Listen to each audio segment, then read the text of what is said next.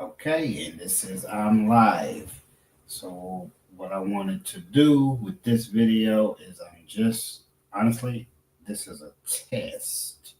So give me one moment and if I like this video, I'm gonna keep it up. So just bear with me for a couple moments. I'm trying to see something here. I'm pulling up YouTube. Okay, there we go. See something here. Pulling up YouTube. All right.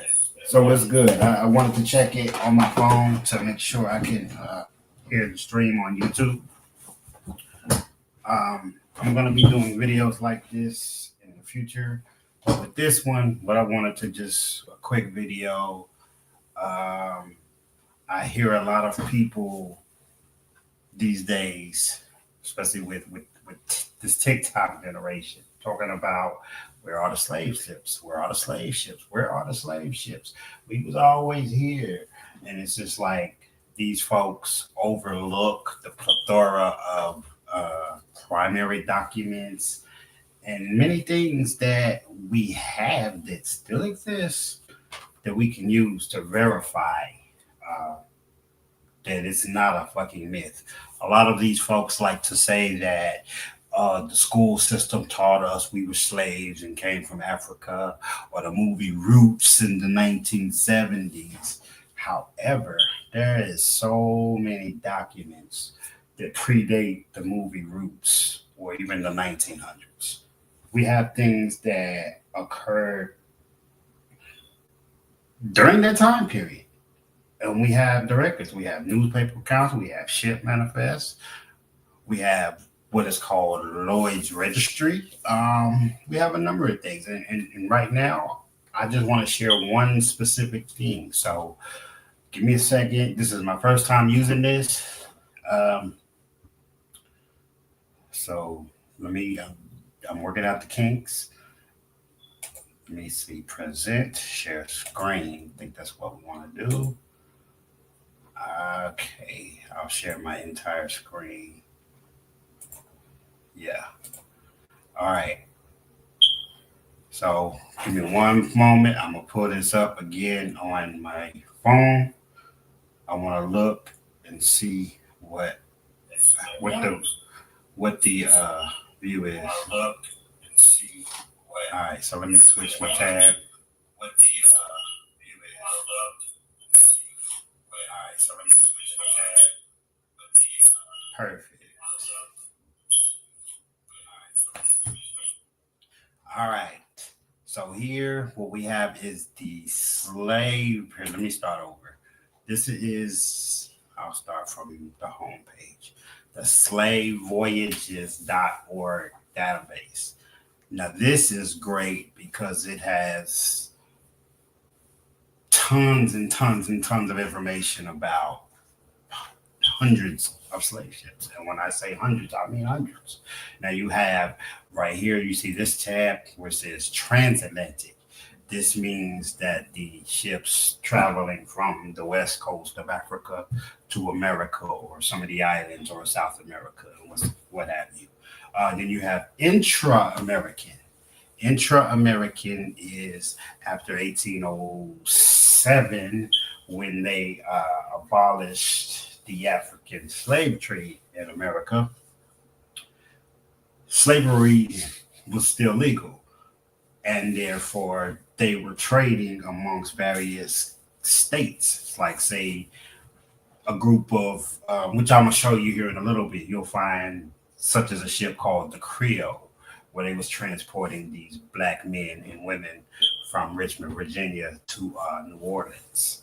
But I'll talk about that one here in a second. So that's what the intra-American slave trade or the database is. It's also, you can also call it, if you look up or Google coastwise slavery, it's basically the same thing, meaning within the borders of the United States.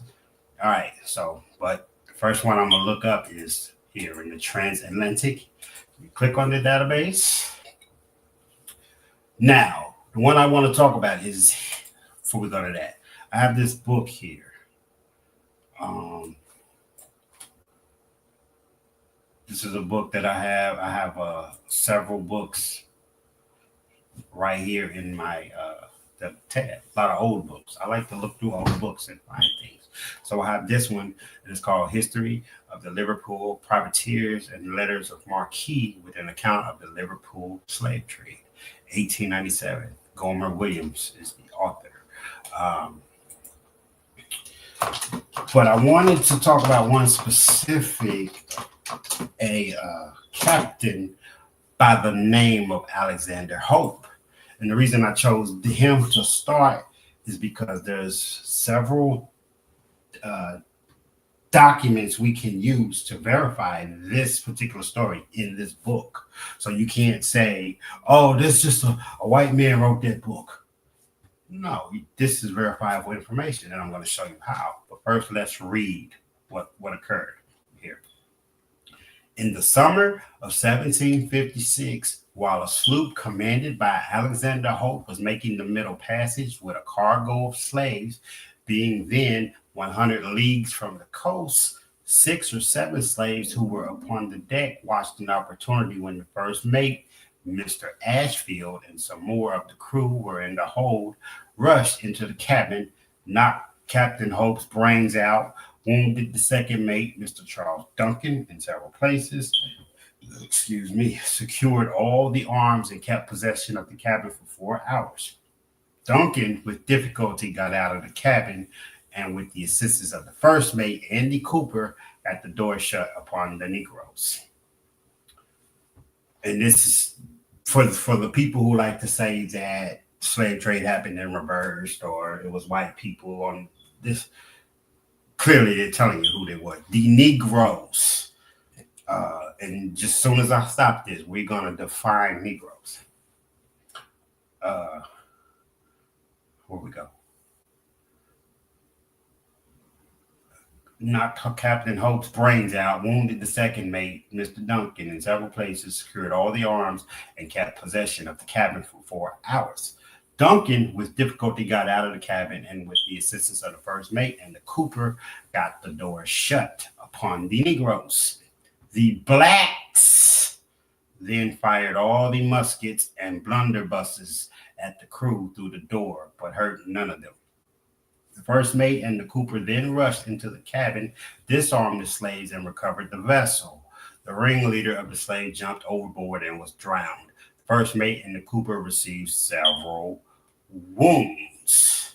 Now, he details several other incidents similar, but what I wanted to do with that is we're going to go to, they love to talk about Webster's 1828 definition of American, copper colored and all that old, that's a whole other topic. But so let's go to, I like to use this dictionary because it's the one that they like to use. So what's good for the goose is good for the gander, right? All right. As you can see what it is, 1828 there. Webster, Noah Webster. Okay.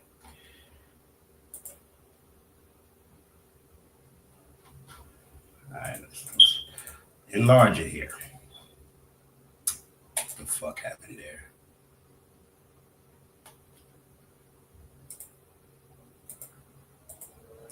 Negro down here. What the hell, man? I'm gonna shit want to act right. Okay. Negro. It is remarkable that our common people see every time I try to zoom in, it does that shit. A native or descendant of the black race of men in Africa. A native or descendant of the black race of men in Africa. A native or descendant of the black race of men in Africa. Black race of men. The word is never applied to the tawny or olive-colored inhabitants of the northern coast of Africa, meaning the Moors and the other Arab people, in the northern African countries. All right. So now that we got that understood, Alexander Hope, back to him, back to the, so let's look with the database. So you can type in the year, like if you have something, a ship specifically, or something that occurred, you can go to the year. You can type in, let's just do 1789 to 1789. And we apply, and then all of the ships that they have documentation of on this database from that year, right there, 1789. But what I wanted to look at happened in 1754. I can't remember the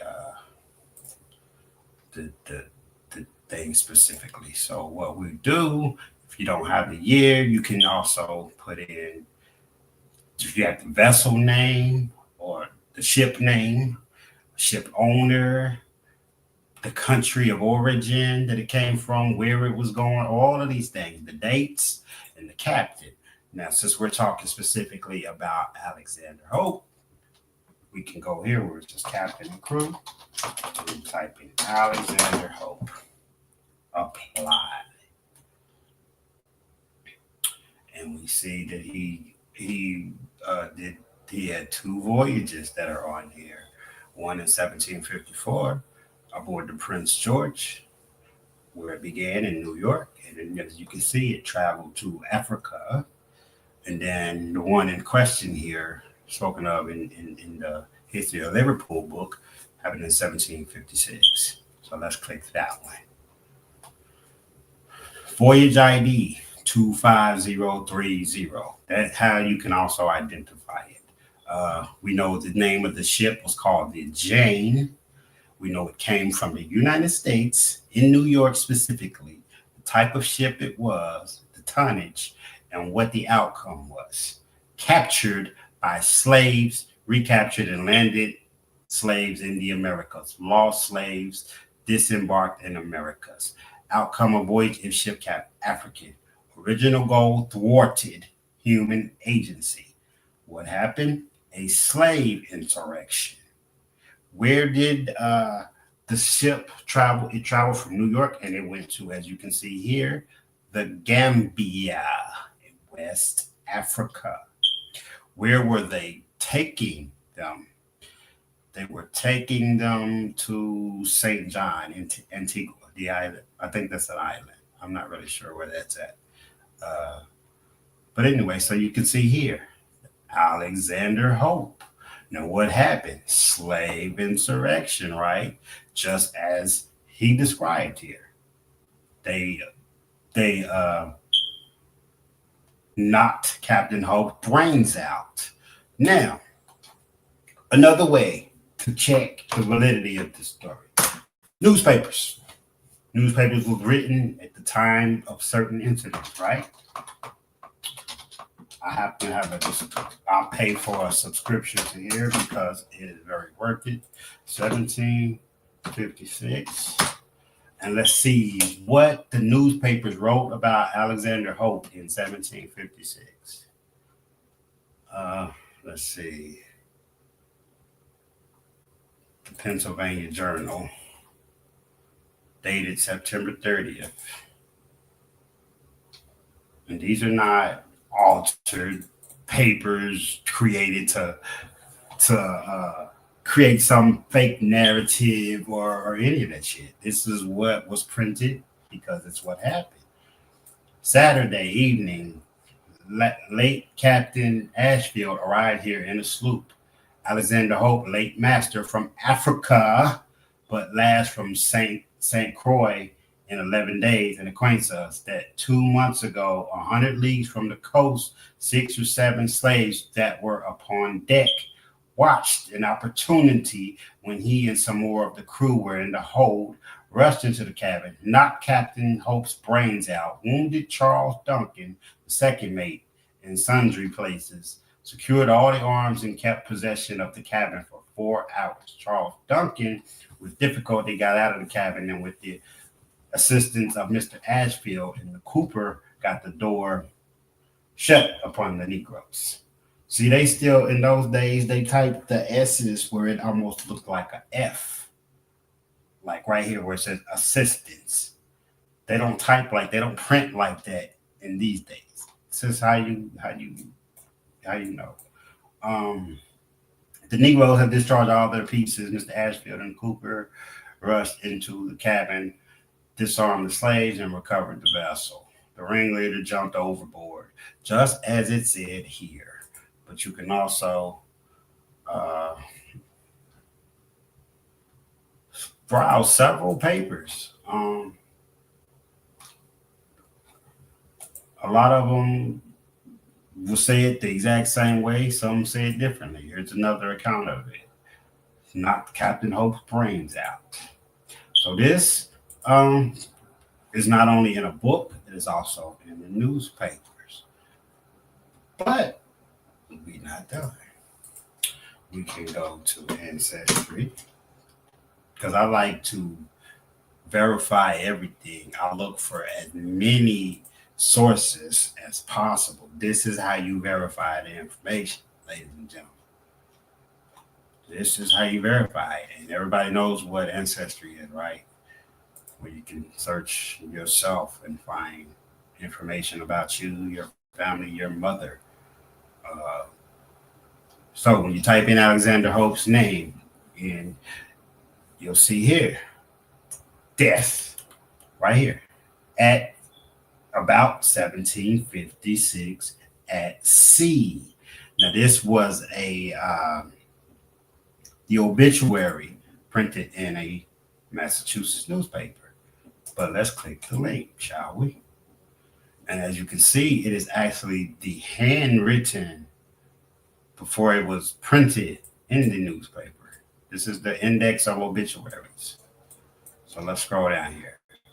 What do you see, ladies and gentlemen? Alexander Hope, captain, master of a slave sloop from Africa, arrived at New York, killed at sea by slaves, August 1st, 1756. So I've utilized multitude of sources to verify this story. I didn't just accept that it was written in this book. I verified it different ways. So this is how we know it can bet that the slave trade happened. Whereas the so-called black aborigines, all they do is look up pictures of dark-skinned people and say, "Oh, see, we've always been here.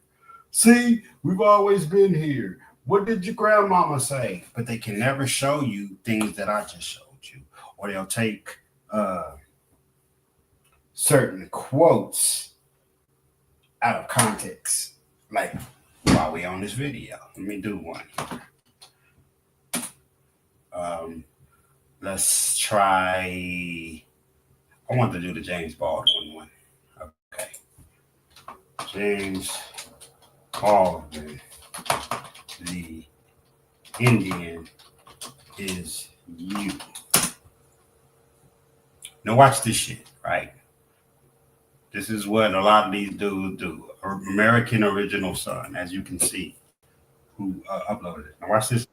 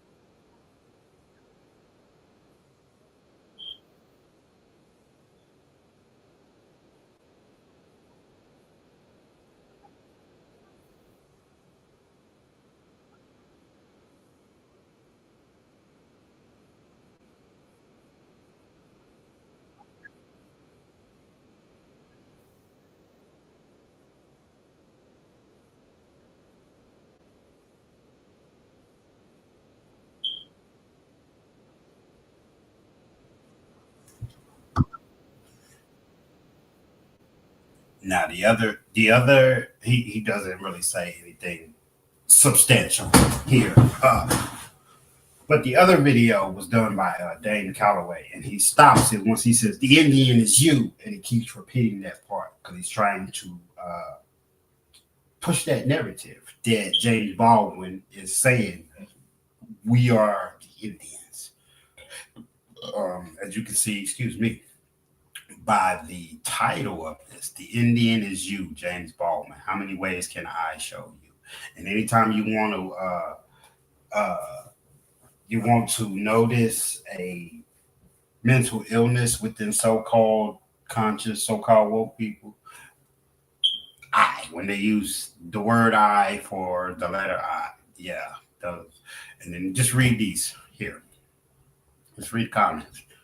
It went over people's head. The Indian that sold Manhattan to the white man, my grandfather, blah, blah, blah, blah, blah. I have so much, let's see, before the pilgrims, they didn't point the camera at the dark skinned brother for nothing. And all of this. But what they're trying to insinuate is that he's saying black people are Indians. Now, let me show you something, share something with you. So I'm working on something new. I don't think it's chapter one. Hold on, give me a moment. And I addressed that right there because you can use. No, this is not the one I need. You can use the writings of James Baldwin to see if that's his stance. There we go, right here. So I want to read this part. Maybe not the whole thing, but some of it, or maybe the whole thing. I just bear with me here. I want to read this right here. I'm going to change this title, but this is what I called it. We're going to start with the very beginning to give you context. Some people like to leave out context. I don't. Excuse me. In this chapter, what I would like to focus on is a few quotes that I have seen in various TikTok and YouTube videos where it was clear that the individuals who created these videos took the quotes out of context, and I do not believe this was by mistake. They know very well what they are doing. I have written articles on my website about these, and I will republish that information in this chapter. Stop lying on James Baldwin. This morning, September 13th, 2024, while browsing Instagram, I encountered a video of James Baldwin speaking. The video features his speech titled "The American Dream and the American Negro," delivered on March 7th, 1965. In it, Baldwin makes a striking statement. In the case of I'm not going to read that part, but what he just said in that video, the Indian is you, basically. The creator of the video, a contemporary pseudo-historian, attempts to persuade his audience that Baldwin was asserting black people as true American Indians. This exemplifies how context is often deliberately omitted. After Baldwin states that the Indians are you, Calloway repeatedly emphasizes that segment. Upon seeing the video, I immediately recognized this tactic, a common pattern among some individuals I refer to as historically challenged, who try to claim and appropriate the cultures of others. I fail to understand the shame associated with embracing our true history. Our heritage is rich and beautiful, so there's no need for this. It should be evident that Baldwin's statement was not meant to be taken literally. He draws a parallel between the suffering of the American Indian and that of the Negro, highlighting that both groups face oppression from similar forces. This shared history of suppression, repression, and exploitation explains why, when viewing films with themes like cowboys versus Indians, we can identify with the Indians. The connection is straightforward. Rest assured that if Baldwin had intended his statement that the Indians are you to imply that black people are the real Indians, he would have clarified that point. However, this was not his intent. The subsequent words confirm this. It comes as a great shock to discover that the country, which is your birthplace, as to which your life and identity has not, in a whole system of reality, evolved any place for you. The disaffection and the gap between people only on the basis of the skins begins there and accelerates throughout your lifetime. You realize that you are 30 and you are having a terrible time. You have been through a certain kind of meal, and the most serious effect is again not the catalog of disaster, the policeman, the taxi driver, the waiters, the landlady, the banks, the insurance companies, the millions of details, 24 hours of every day, which spell out to you that you are a worthless human being. It is not that. By the time you have begun to see it happening in your daughter, your son, or your niece, or your nephew, you are 30 by now, and nothing you have done has helped you escape the trap. But what is worse is that nothing you have done, and as far as you can tell, nothing you can do will save your son or your daughter from having the same disaster and from coming to the end. That's the context. So why would he stop at the Indian is you and not clarify that if that's what he meant? Clearly, he was drawing a parallel. Back to the reading. Baldwin emphasizes the systematic failure and persistent nature of racial injustice affecting individuals and their families across generations. His focus is on illustrating the profound and unrelenting nature of this racial disenfranchisement, not on claiming a historical identity. By situating his comments within this broader critique, Baldwin underscores the universal and enduring struggle faced by marginalized communities rather than engaging in the misappropriation of historical narratives. If the pseudo historians spreading misinformation had actually read Baldwin's writings, they would recognize he never denied his African heritage. Just refer to page 98 of his acclaimed book, The Fire Next Time.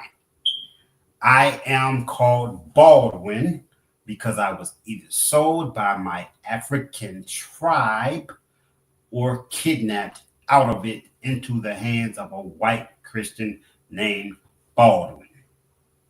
I am called Baldwin because I was either sold by my African tribe or kidnapped out of it into the hands of a white Christian named Baldwin, who forced me to kneel at the foot of the cross. I am then both visibly and legally the descendant of slaves in a white Protestant country. And this is what it means to be an American Negro. This is who he is: a kidnapped pagan, a kidnapped pagan, a kidnapped pagan who was sold like an animal and treated like one. I just did the Dr. Umar repeat there. A kidnapped pagan who was who was sold like an animal and treated like one. Who was once defined by the American Constitution as 3/5 of a man, and who, according to the Dred Scott decision, has no rights that a white man was bound to respect. And today, 100 years after his technical emancipation, he remains, with the possible exception of the American Negro, of the American Indian, the most despised creature in his country. Two key points emerge from Baldwin's statement. First, he acknowledges that his ancestors were taken from Africa. I am called Baldwin because I was either sold by my African tribe or kidnapped out of it. This affirms his African heritage and roots. Second, he distinguishes clearly between American Negroes and American Indians, stating that Native Americans may be the only group in North America hated more than Black Americans. It couldn't be clearer, ladies and gentlemen. As the infomercial guy used to say. But wait, there's more. Here's another quote from Baldwin in the same book, this time from page 110. Notice what I do there. I give you the specific pages. So if you have the book or you can look up the book, you can go to the page. And before we even read that quote, I'm going to show you where you can find the book, because not having no money to buy it, I'm poor, I can't buy it. No excuse. Archive.org. Let me show you this really quickly. Y'all better, you're on the damn internet. You got to learn how to use it to your advantage. Sign in. Let me log in.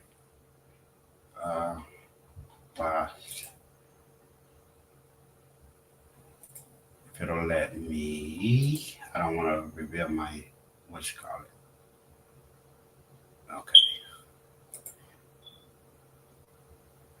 I don't know why I was logged out of it. All right. So you log in because it lets you borrow books. So let's do this here. James Baldwin.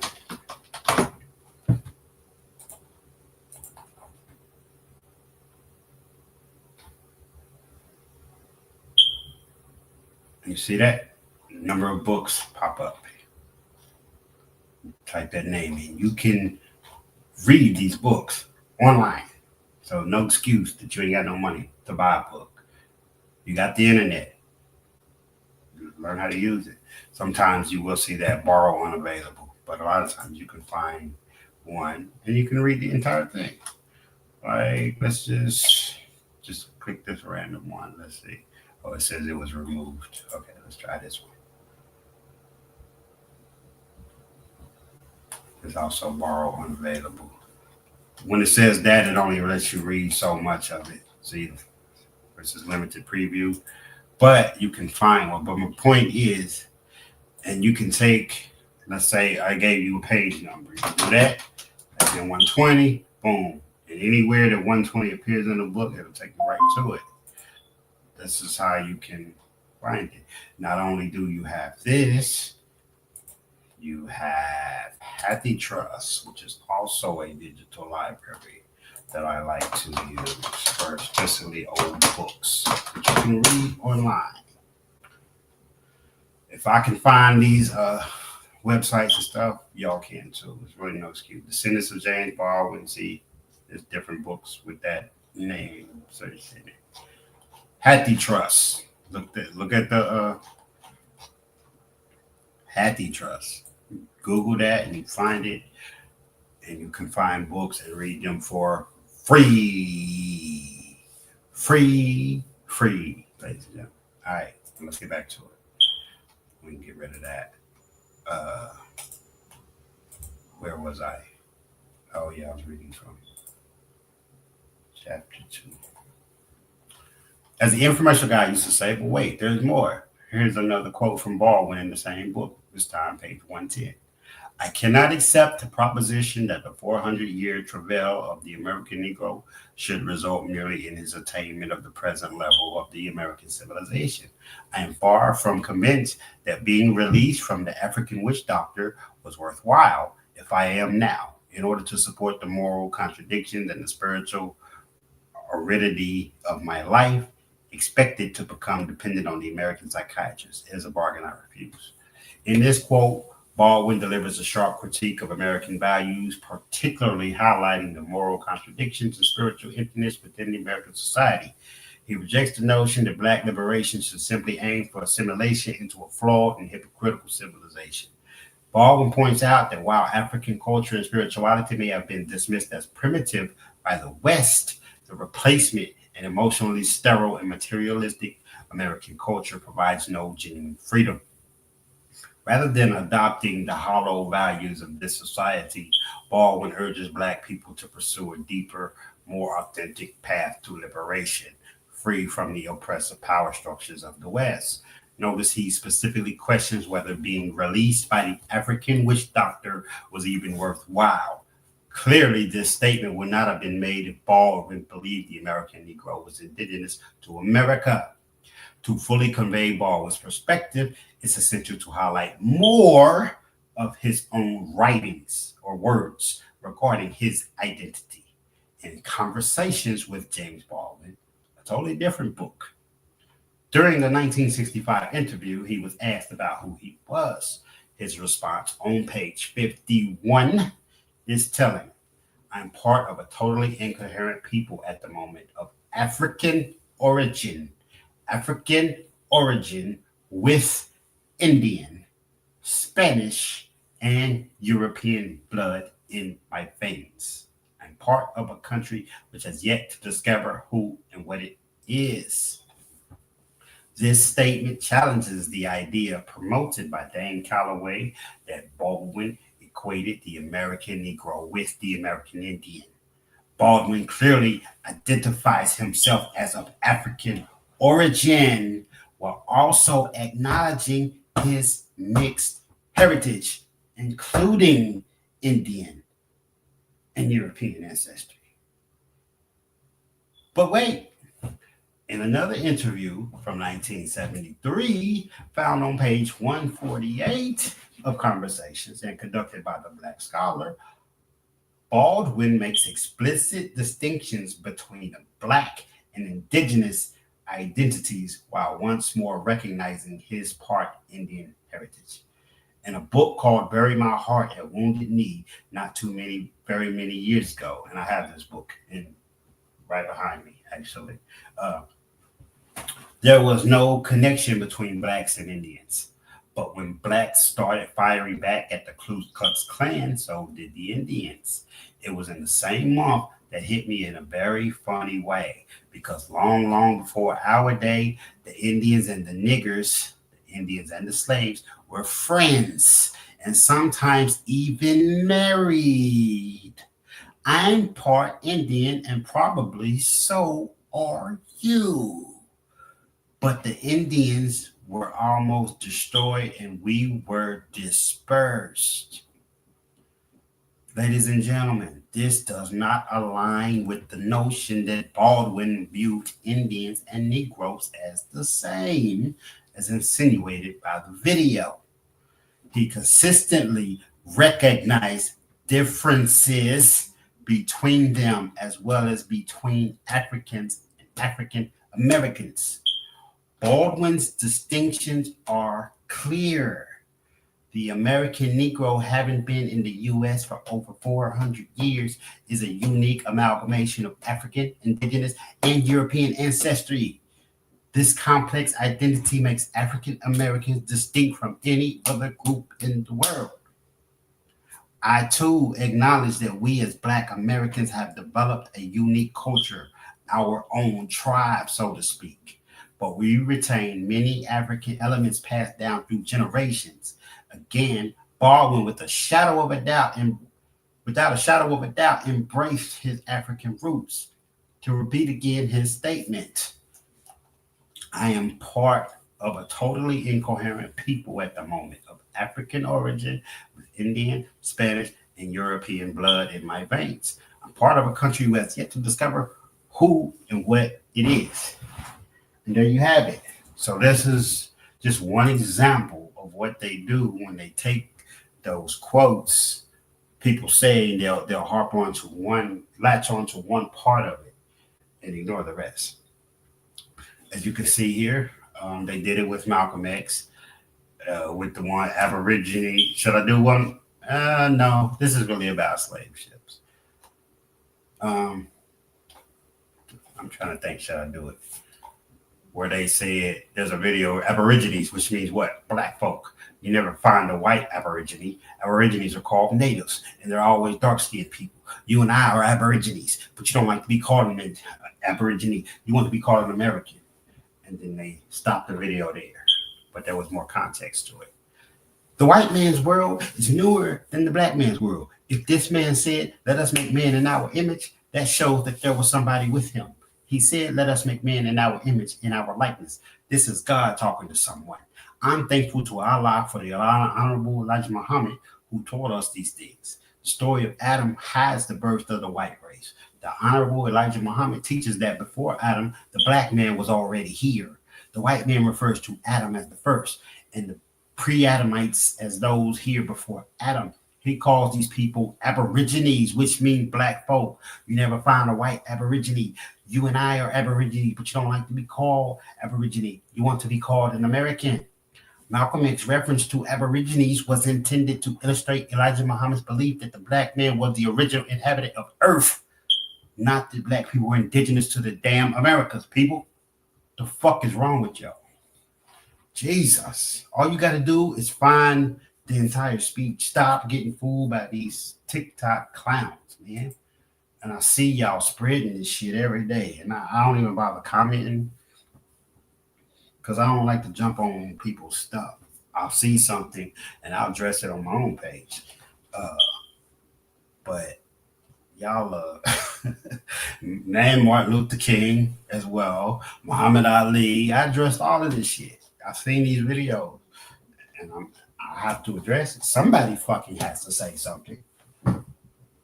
I mean, but I'm gonna do it in a different way. I'm gonna write a whole book about it because I'm gonna give you the sources.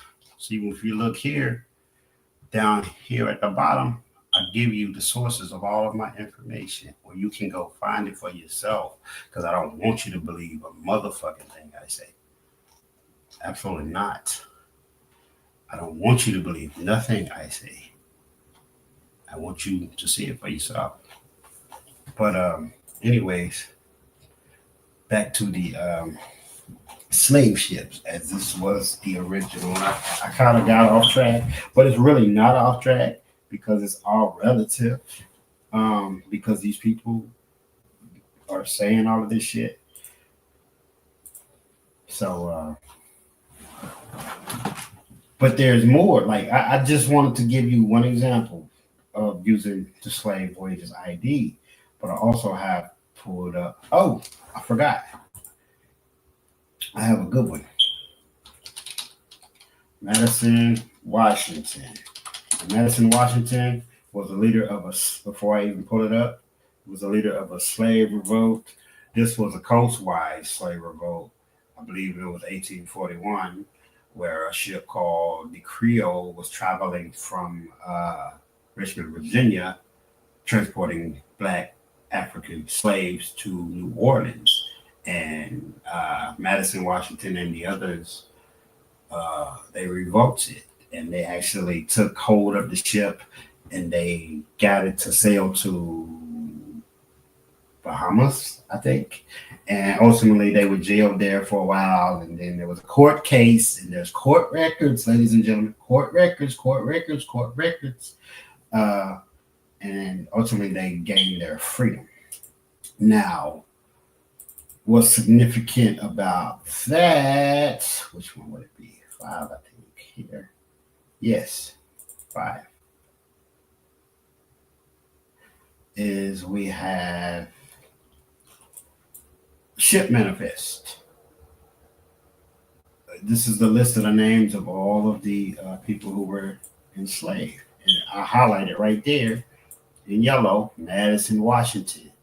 If you look over this, there's a better one online, a better image of this. Let me see if I can find that one instead of that right there.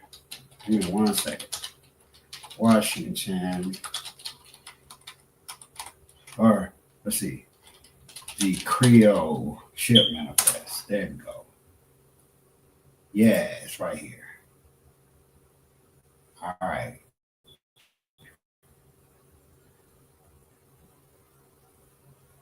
(1841), as I said. So, like, we still have these sources of information, yo. We still have them. And if you look, of course, it's torn, but it's telling you what it is. Right there, it says manifest. You can't see it because it's torn. Of Negroes, mulattoes, and persons of color taken on board the Creole, headed to New Orleans. And if you scroll through it, you will find the name.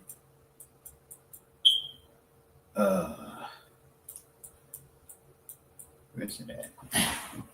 I had it highlighted on the other one for you. It's just that's the same image. This is just a better one.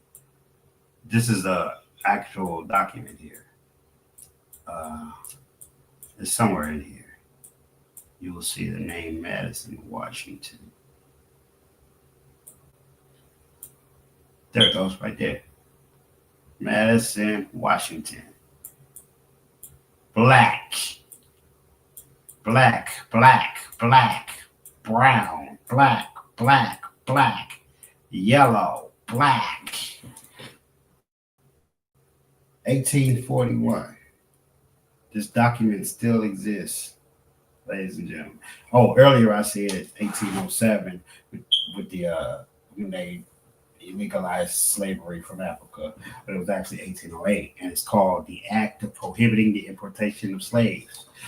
And you know what? You can go to the National Archives and you can find this actual document yourself as well.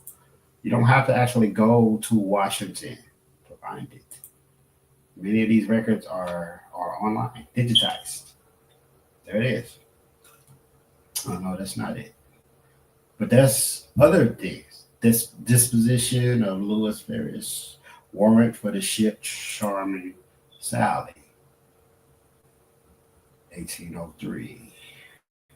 I don't know this story here. I never looked at that one. So I don't want to talk about it because I don't know about it. Yeah, there it goes. This is what I was looking for. Right here. If it didn't happen, why was this law established? Why? Who were they talking about?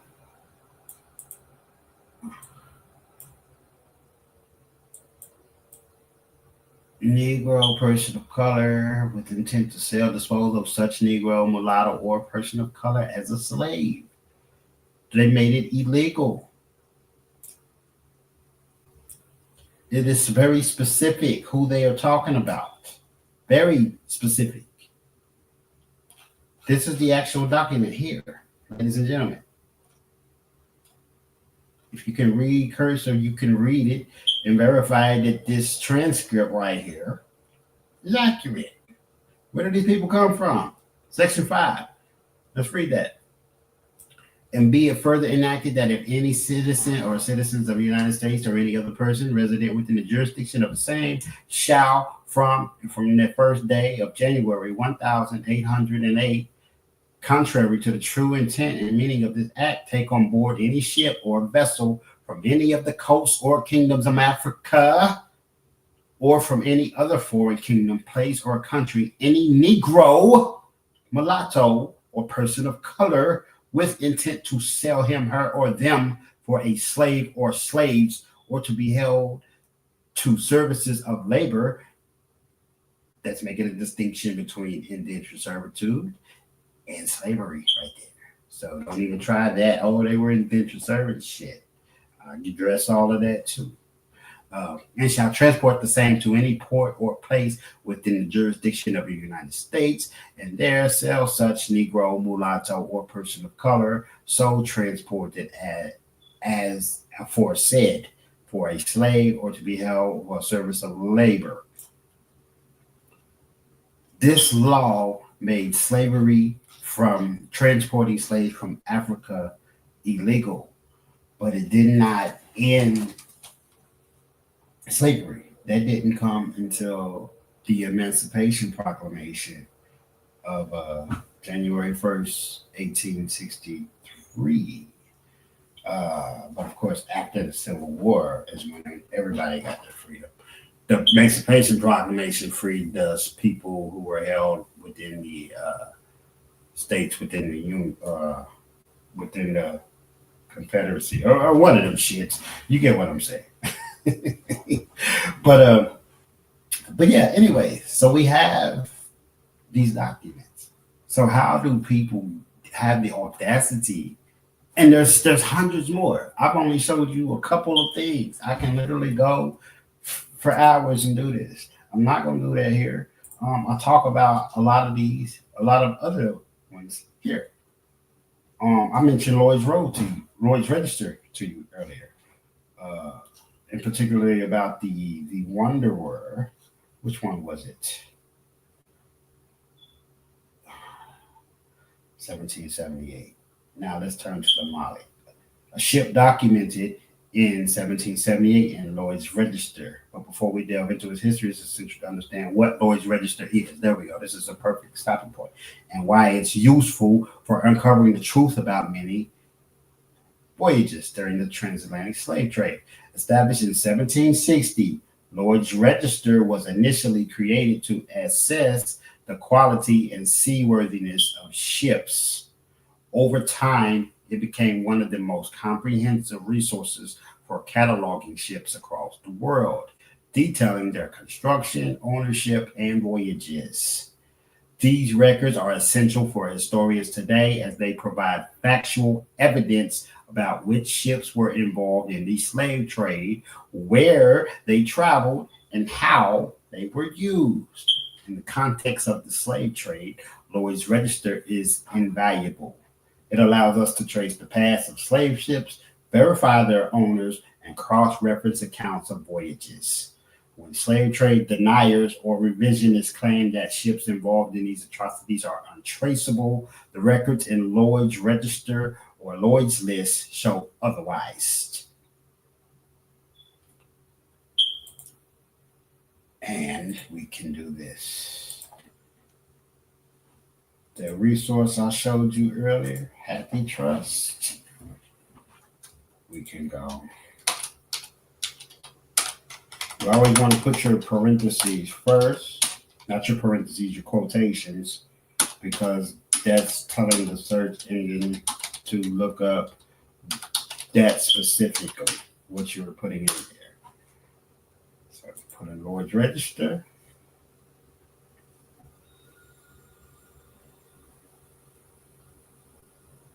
Address the class of shipping delivered on the class, selling, steam ownership. Here's one right here. No, that's 1887, so that won't have anything. I need one before in 1700s, preferably, or before the. Let's see, we'll do it like this. New collection, no. We need date of publication.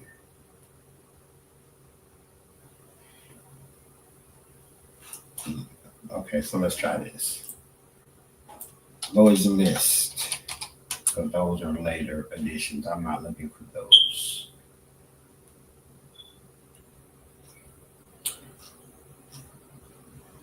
Lloyd's List, perfect, right here. So let's just take a look at this. Now, I'm not looking for anything specific, but I want to show you what the record actually is.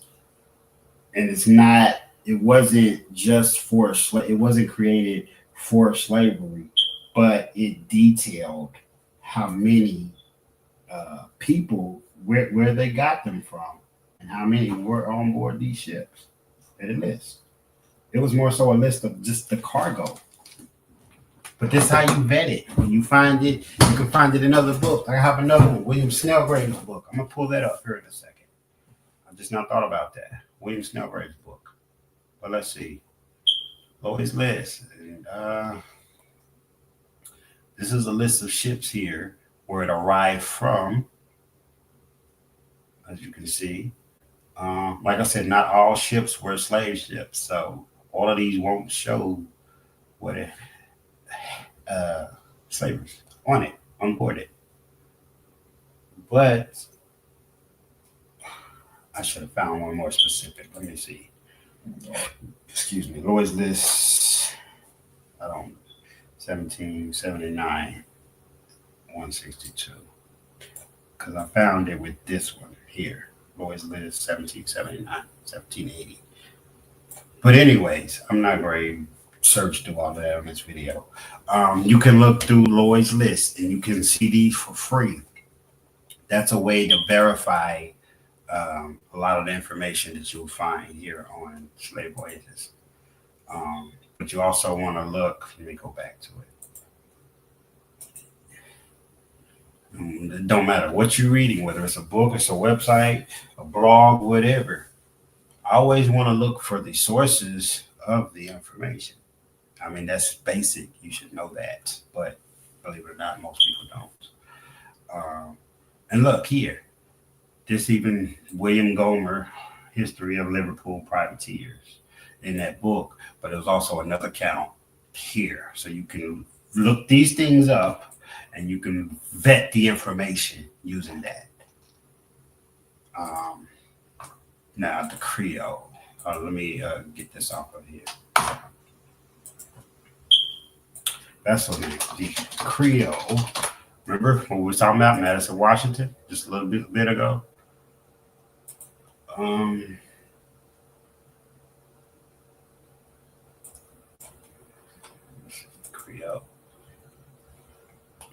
and it's not show. Maybe because I got reset that. That's why it's not showing up. There we go.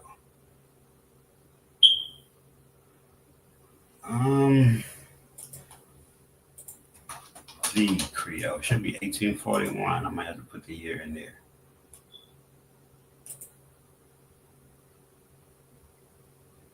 Hold on, I got the voyage ID. I'm sure I do. It's in here somewhere. So I got a whole thing that I've written, and I don't know when I'm gonna release this. Um,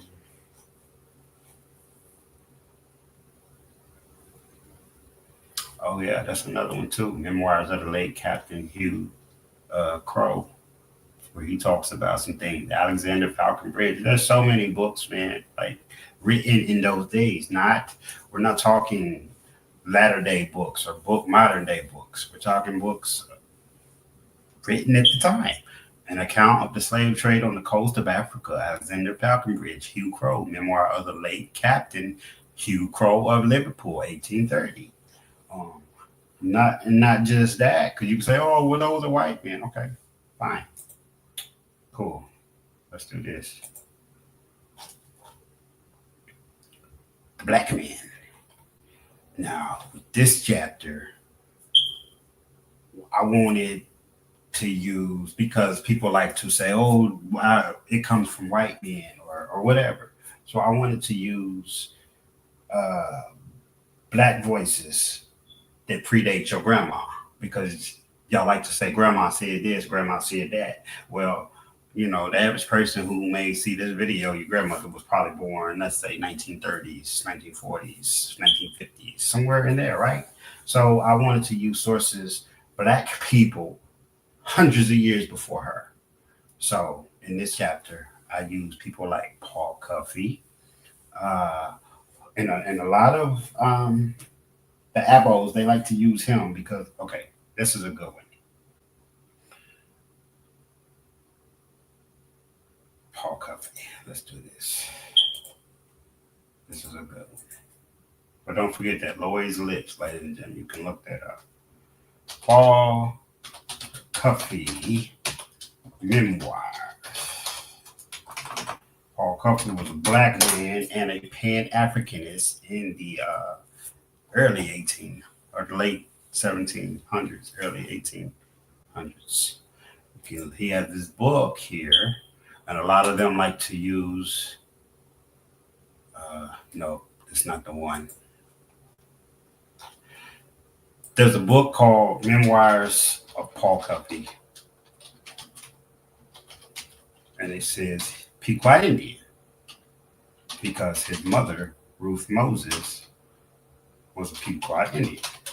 So they like to say, Paul Cuffey was an Indian. And they'll pull up this book. I want you to see it for yourself because I like to leave no stone unturned. So let me try that. This book here, Narrative of the Life and Adventures of Paul Cuffey, a Pequot Indian during his 30 years spent at sea, 1839. Now, I want you to keep in mind, Paul Cuffey died in 1817, somewhere in there, 20 something years before this book, right? So, what that means is he did not write this narrative. But there's not much in here, because I read this book, there's not much in this particular book about his upbringing or his history. It just says a Pequot Indian. So they take this, as you can see, it does say that. His mother is Ruth Moses. She was, in fact, a Pequot Indian. There is no dispute about that.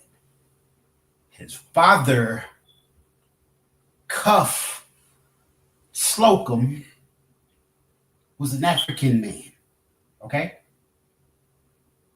Paul Cuffey took black people from America, spent his own money to Africa.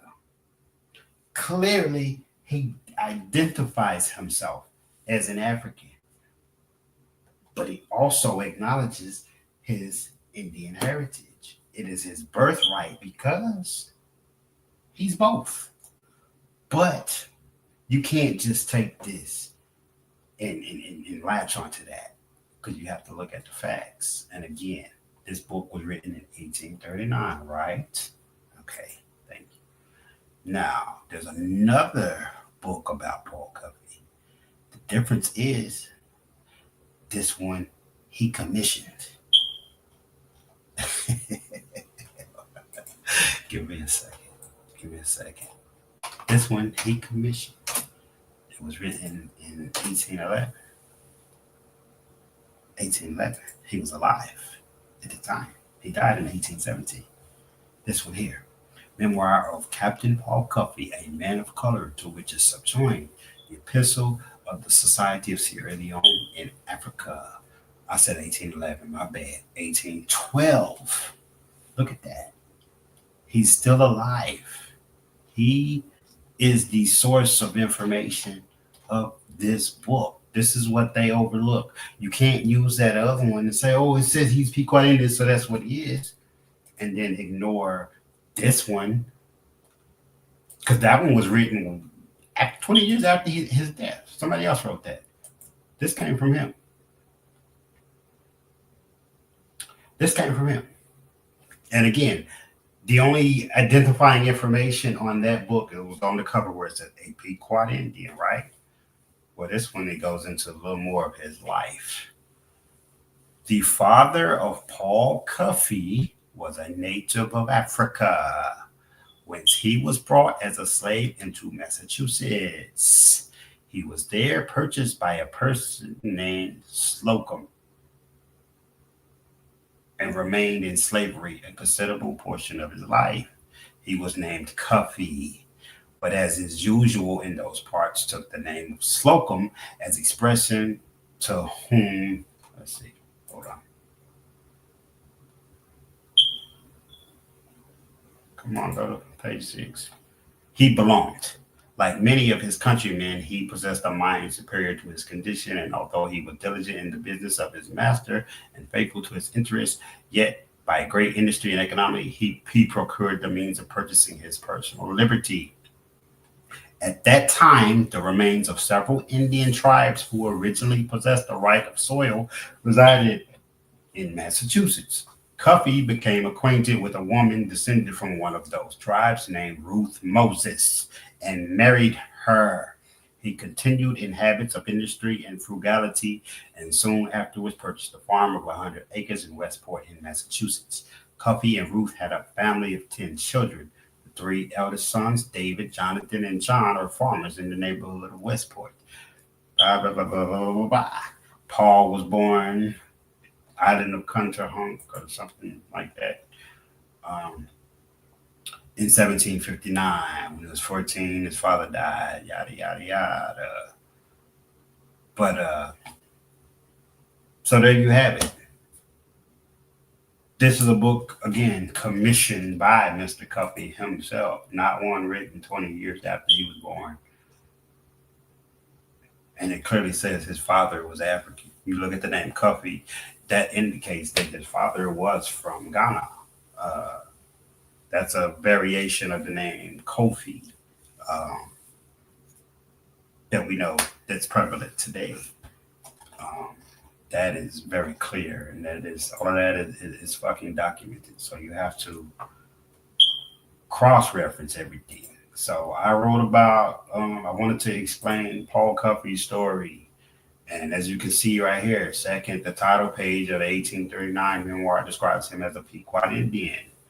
I talk about that, but I also talk about what I just shared to you.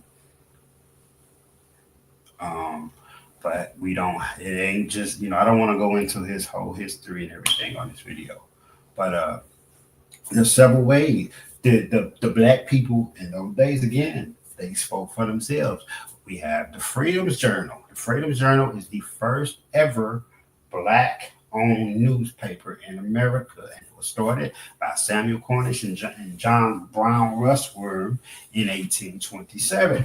Because they, hold on, I gotta grab me something real quick. They wanted, give me a second. they wanted, you might be able to, they wanted to,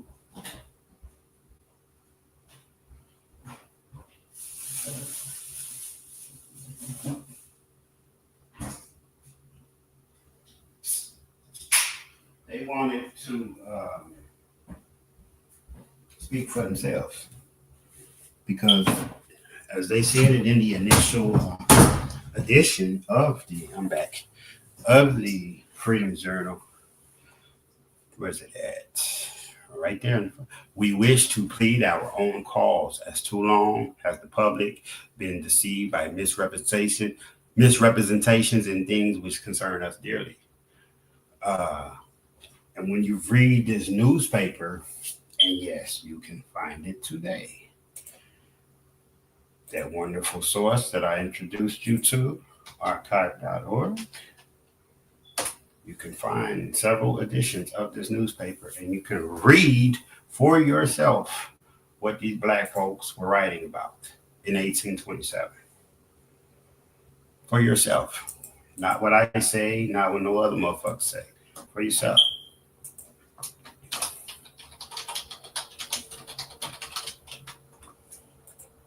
What the hell?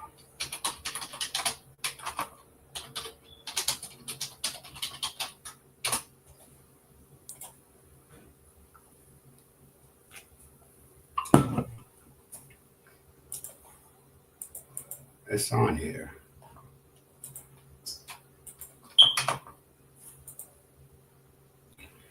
What the hell? Why ain't it? It's on there because I looked at them on there and I got some information that I wrote about from them in there. You can also go to the Library of Congress website and see some of them. I do believe they have it here. Maybe not on here, but it is most certainly on here. I don't know why it's not popping up.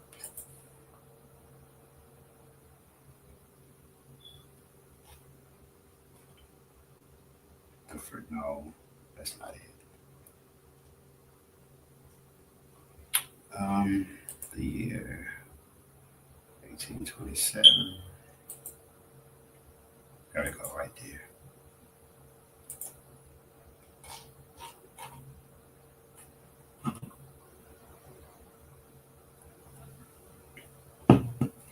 Come on down.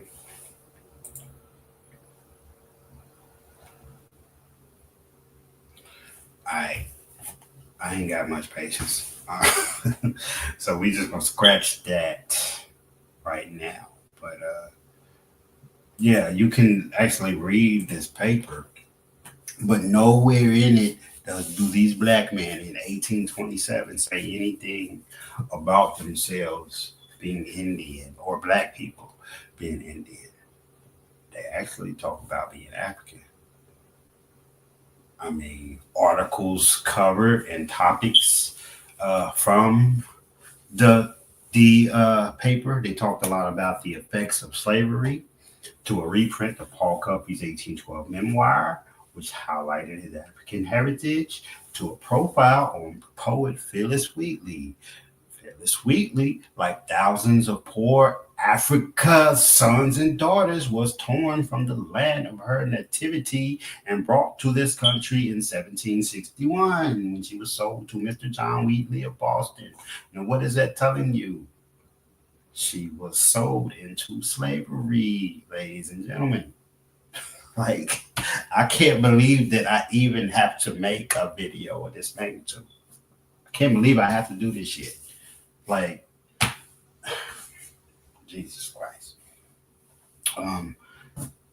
Anyways, that paper didn't last very long, but nothing in it talked about black folks being Indian or anything. It was all because slavery was very prevalent in them days. So it was mostly about anti-slavery. And he actually even spoke on a Cherokee Indian when he wrote about a man in it, Elias Boudinot. And he describes him as Samuel Cornish describes him as a full-blood Cherokee. He was a writer and a journalist, uh, and he created a writing script for Cherokees and established the newspaper for Cherokees. Now, let's look at this man here. So why would a black man, Samuel Cornish, in his newspaper, mention somebody being full-blood Cherokee? And this man looks like this. That's Elias right there. So the Yabos will see this and be like, oh no, he's be on that shit. He started this newspaper right here. Clearly, he's of mixed heritage, white and Native American. But he's just as Native as Paul Cuffey. Paul Cuffey's African and Native. Elias is a Cherokee and European.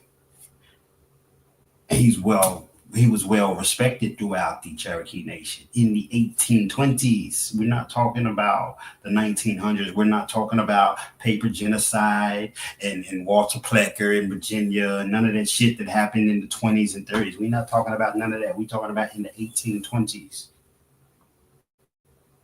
Come on, knock this shit off. That's fucking Elias. That's the you can see it here, the Cherokee script that he created. That's him. Right there. He even wrote a book, An Address to the White Race.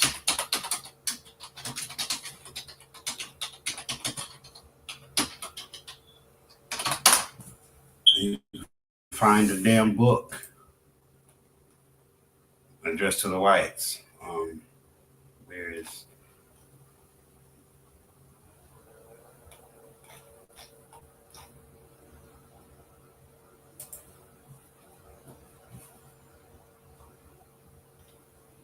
No, I want the book. I may have to go to the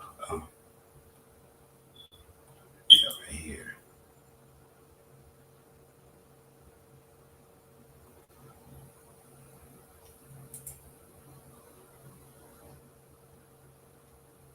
Yeah, I just want to. I'm not gonna read through this book, but I'm gonna flip. I want you to see at least the cover page, and you can actually go and read this book for free yourself on this LOC.gov. An Address to the Whites, delivered in the First Presbyterian Church, Presbyterian Church on 26th of May, 1826. Elias Boudinot, a Cherokee Indian. He even goes here, and I read a little bit of it. I didn't read the whole thing, but he was talking about how Aborigine is actually the proper term for them and everything. But he makes distinctions as well between Native Americans and blacks, but so does Samuel Cornish in 1827 in his newspapers. What about the debates that these men were having? They were having debates. I can pull up right now for you. I have it right here in my hand. Henry Highland Garnett's book, The Past and Present Condition and Destiny of the Colored Race, which was published in 1848. And to show you who he is, if you don't know, this is Henry Highland Garnett.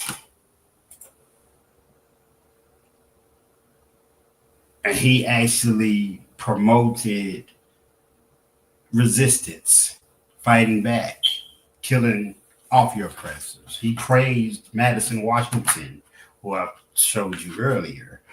But he says in this book, I can find it really quickly. A couple of things he says. First, all throughout it, African descendant.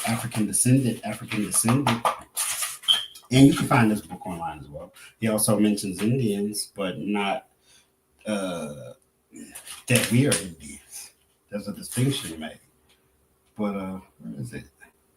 Oh, here. The slave trade is carried on briskly in the beautiful island of Cuba. A few years ago, I witnessed the landing of a cargo of slaves fresh from the coast of Africa in the port of Havana, in the presence of the governor and under the shadow of the Morro Castle, one of the strongest fortifications of the world. So he was an eyewitness himself to a ship landing from Africa. But the debates, what page was that on? I don't remember, but I know I wrote about it, so it should be pulled up in here somewhere. Did I talk about Garnett?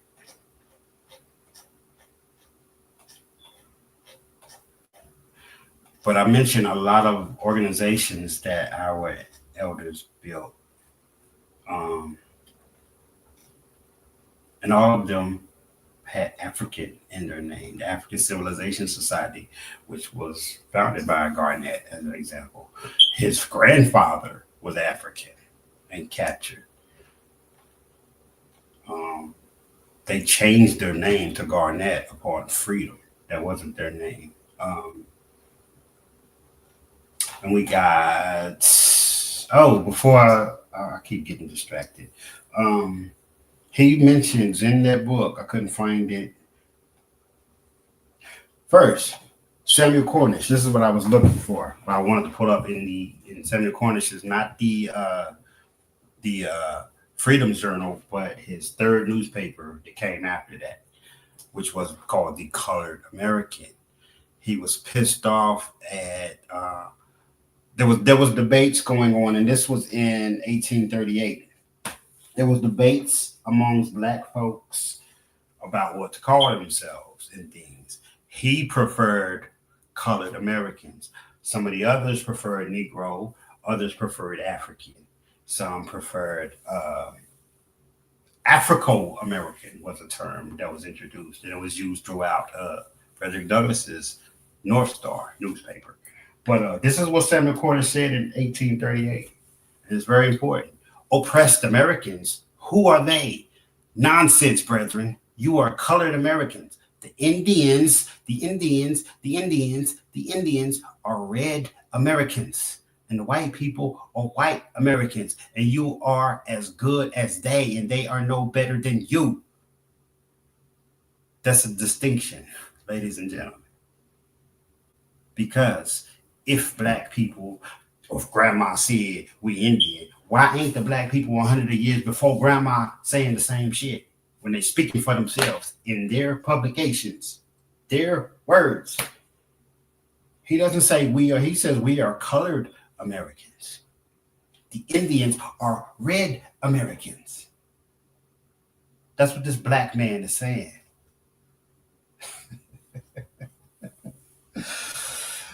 Here was the part about the Afro-Americans. This was throughout Frederick Douglass's paper. And this was what was published in it right here. Okay, no, this part is really good. I need to read this whole thing. Where we at?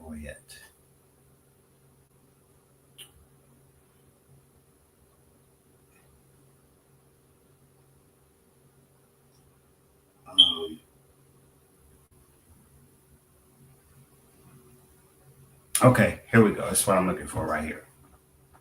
While some members of the convention, there was a convention at the convention, the national, the American Moral Reform Society convention. That's where they was having their debates about what to call themselves. Indian was nowhere in there. Indian was nowhere in there. Neither was Hebrew, neither was fucking Moors. These are black people speaking for themselves. My God, folks gotta read, man. Folks gotta read. You folks gotta read. All right. While some members of the convention sought to eliminate racial identifiers, others, like Cornish, wished to be referred to as colored. However, there were individuals outside the convention who preferred terms like Afric or Africo-American. Pause. Where do you think Afric come from, or Africo-American? that's pretty much the same as African American today. They wanted their heritage to be easily identified. Afro American. Now, it didn't take off the way Negro and colored and some of the other ones did, but this is what a large portion of Black folks wanted to be called Afro Americans.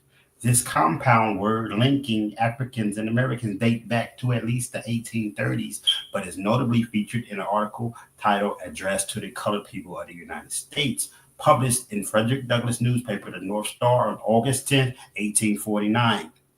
In this article, the author explicitly identifies Afro Americans as descendants of Africa by stating, having nothing to do at present with our ancient fatherland.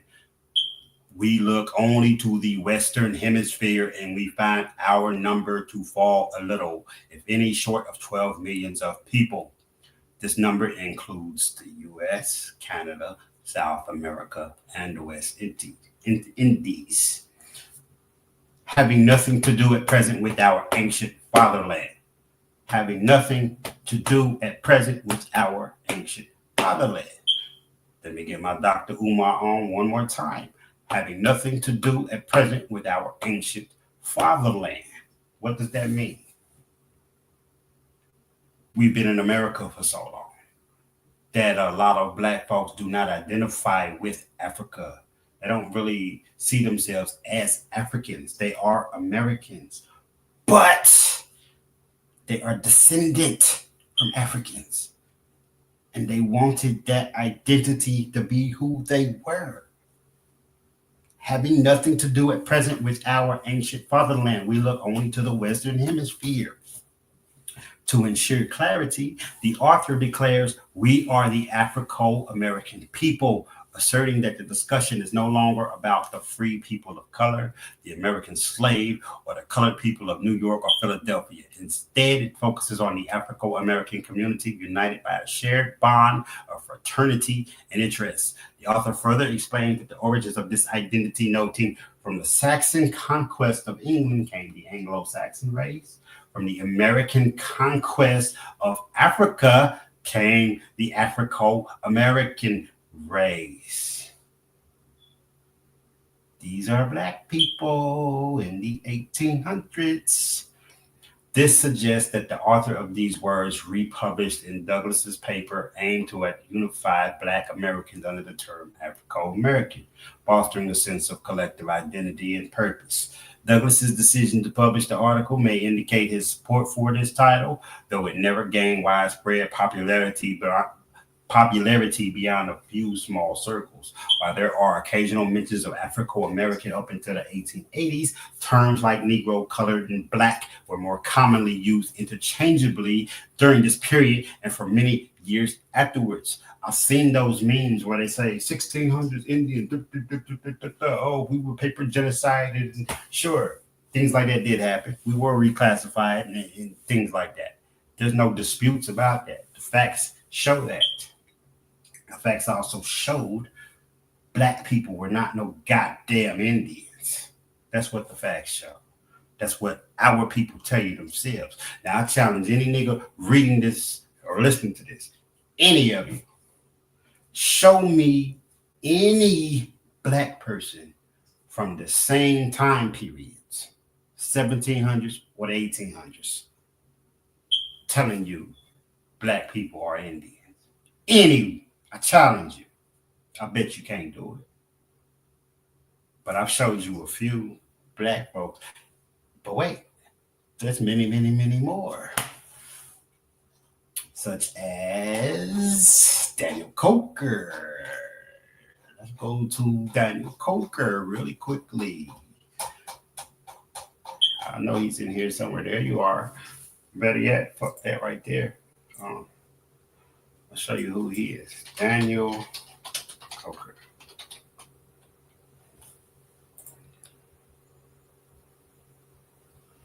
That's Daniel Coker, author of he wrote his diary or his journal, whatever, Journal of Daniel Coker, a descendant of Africa from the time of leaving New York in the ship Elizabeth, Captain Sabre voyage for Cherbourg in Africa. This was written in 1820. Um, Now he was enslaved, got his freedom, ran all of that old shit.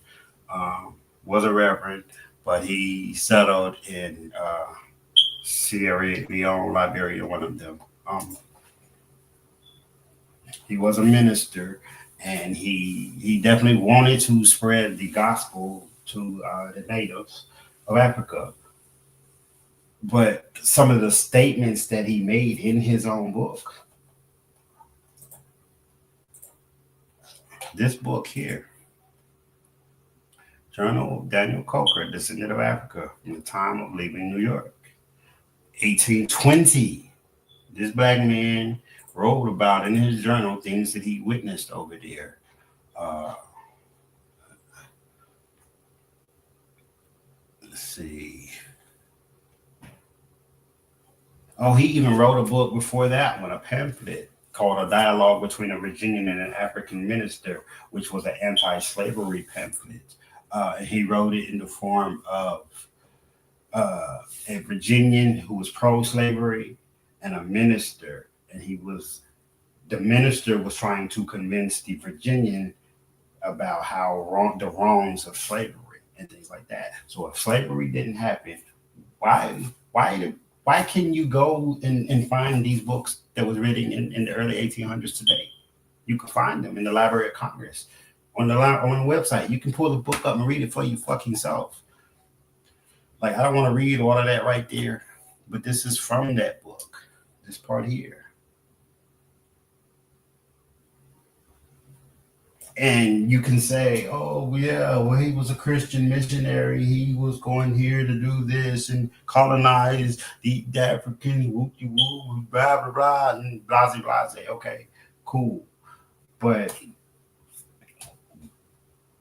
what about when he says things like, it is true they are commonly taken prisoners by. Okay, I need to read this whole thing for context because I can't just give you part of it. This is what he says in his book. Uh, Coker also authored A Dialogue Between a Virginian and an African Minister, an anti-slavery pamphlet structured as a dialogue between a Virginian who defends slavery and an African minister who opposes it. Through their conversation, Coker articulates moral and theological arguments against slavery, employing the African minister's perspective to emphasize its inhumanity and spiritual damage. At one point, the Virginian justifies his position by claiming that they only enslave Africans who have been captured as prisoners of war, to which Coker, speaking through the African minister, offers his advice in response. Now, listen closely to this.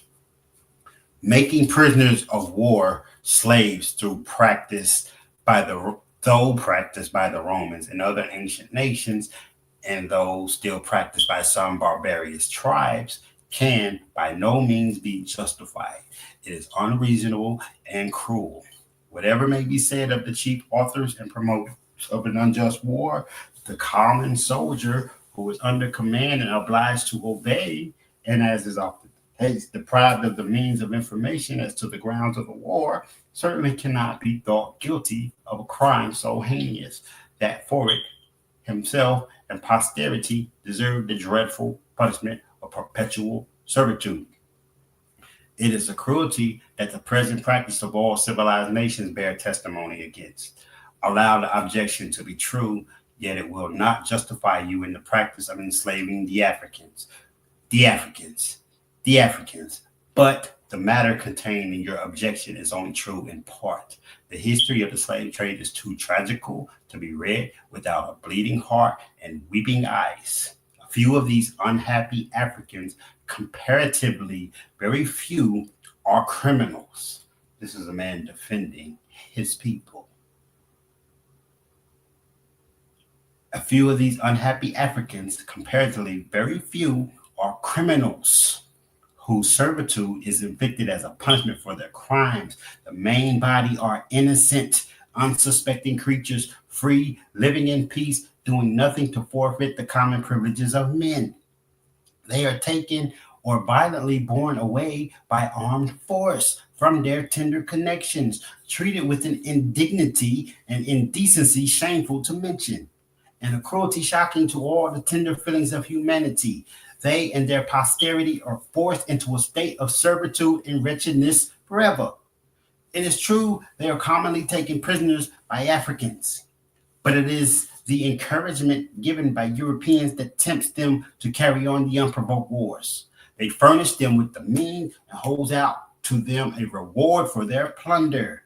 If the Africans are thieves, the European stands ready to receive the stolen goods. If the former are robbers, the latter furnish them with arms and purchase the spoil. In this case, who is the most criminal, the civilized European or the untutored African? Now, that's a man right there. I did again. Shit, I don't lost my word. Defending his people, black people, Africans, and in fact, he's placing the blame on the white folk. He's telling you that they are worse. So regardless of how much religion this man may have had, and regardless of how we personally may feel about Christianity today, his heart was with his people. He wasn't going over there to give them Christianity as a means to subject them. In his mind, that's what he believed in. Come on, man. These documents, these books still exist. And there's so much more in that book. And I wrote about a bunch of things. I'm gonna let this, I gotta stop this, but you got the Free African Union Society in Newport, Rhode Island. That was led by people like Newport Gardner. I mean, he has his African name to this day, but he went by Newport Gardner as well as his African name, which was damn it, I can't remember. I know I got it written in there somewhere. But all of these guys that was a part of that organization in the 1780s took on African names. Zingo Stevens, Quam Bowers, Congo Jenkins, Cuffy Mumford, Salmar Nubia was formerly called Jack Mason. They built the Free African Union Society, and you can go and you can find these documents to this day. I don't want to keep going through all of this, but the New York African Society for Mutual Relief. You got the court cases from the two churches are here, right here in Lexington, Kentucky, the First African Baptist and the Pleasant Green Baptist, which at the time of the 1821 court case, it was called Pleasant Green African Church. African Church. These were people who were enslaved who established that. Congregation was established in 1790, right here in my city. These two churches still exist today. You can go to the courthouse right now and find those court documents. You will see African. That's not the Indian church. Come on now, stop the stupid shit. The African Methodist Episcopal Zion Church, which is the second largest Christian denomination in America. This was founded in the early 1800s. They formed their own because they experienced racism within the Methodist Church. So they did their own shit. Just like before them, Richard Allen and Absalom Jones did in Philadelphia when they founded the African Methodist Episcopal Church, AME, which is the largest black denomination. So you have the Baptists, you have Methodist, you have Presbyterian, you have all of these, but these aren't black denominations. The AME is specifically a black Christian denomination. It's Methodist, but it's African Methodist. They chose to name their things after who they are. They identify, they're telling you who they are. Free African Society. My God, my God, my God, my God, my God. Like this is this is easy work. It's fun. And I have a lot of the books by the so-called Aborigines. And most of this shit is trash. Like I'll read these books. I'm gonna read a few off to you. Black people are indigenous to the Americas. Research material for the Inquisitive. This is the second time I bought this book. It was so bad I gave the fucker away. Before you got Dane Calloway's abysmal, atrocious book. It was told in reverse. I got a rebuttal that I wrote to that book right here.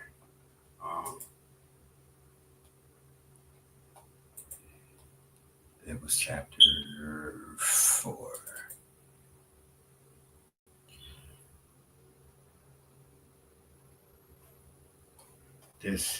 I went through each chapter in his book, each one.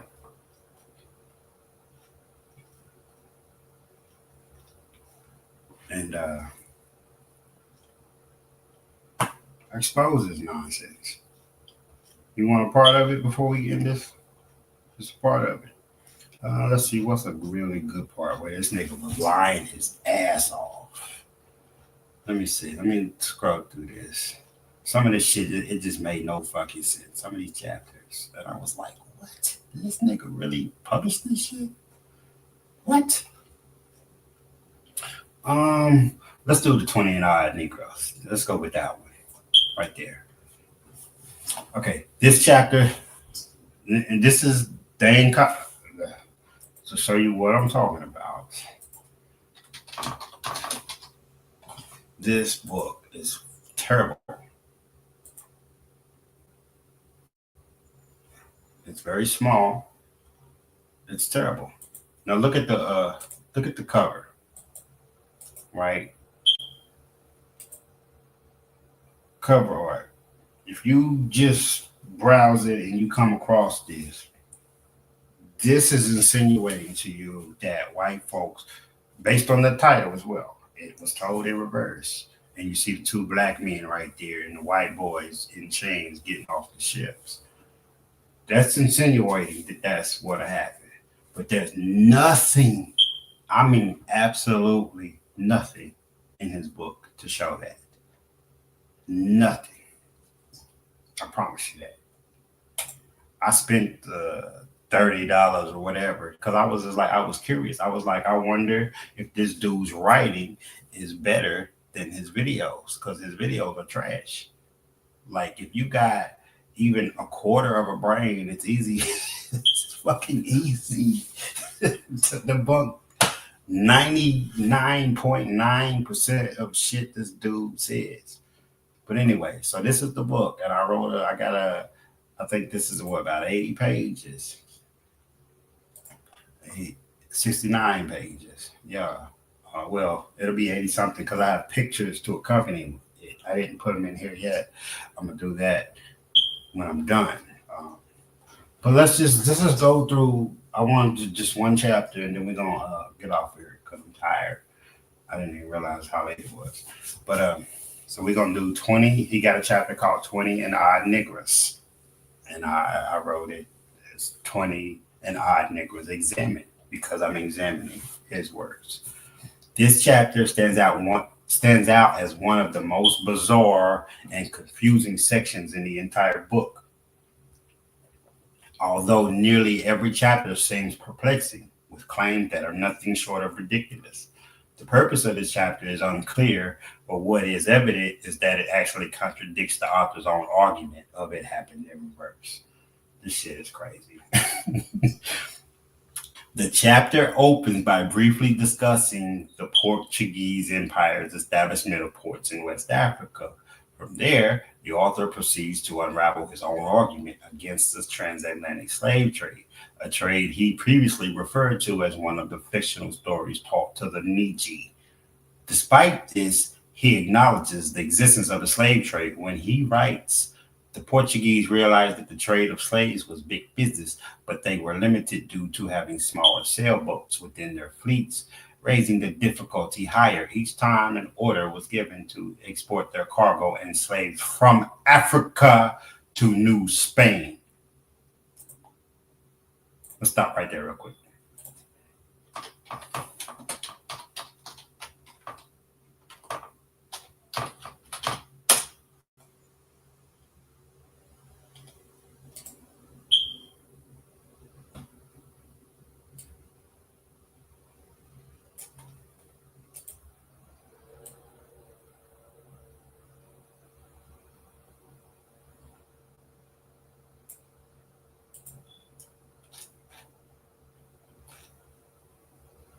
This is New Spain.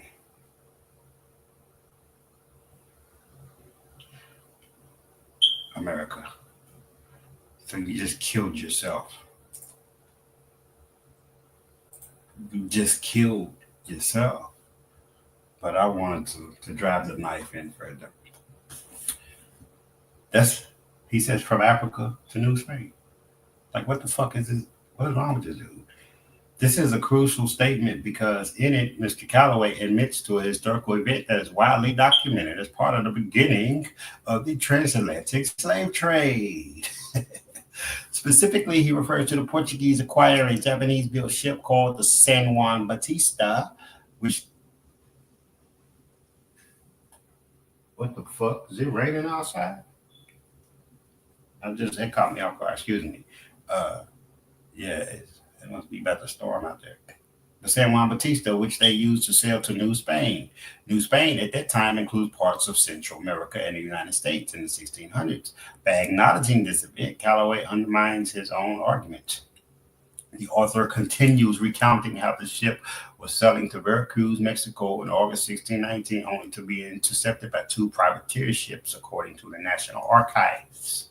I put that in quotes because that's what he says. But he doesn't even cite the National Archives. He doesn't. It's just, oh man, that book is bad. One of which was called The White Lion.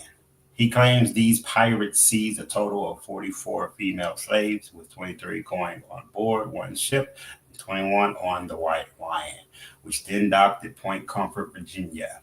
The 21 female are what John Rolfe mentions in his letter when he says 20 and odd Negroes. But more on this later.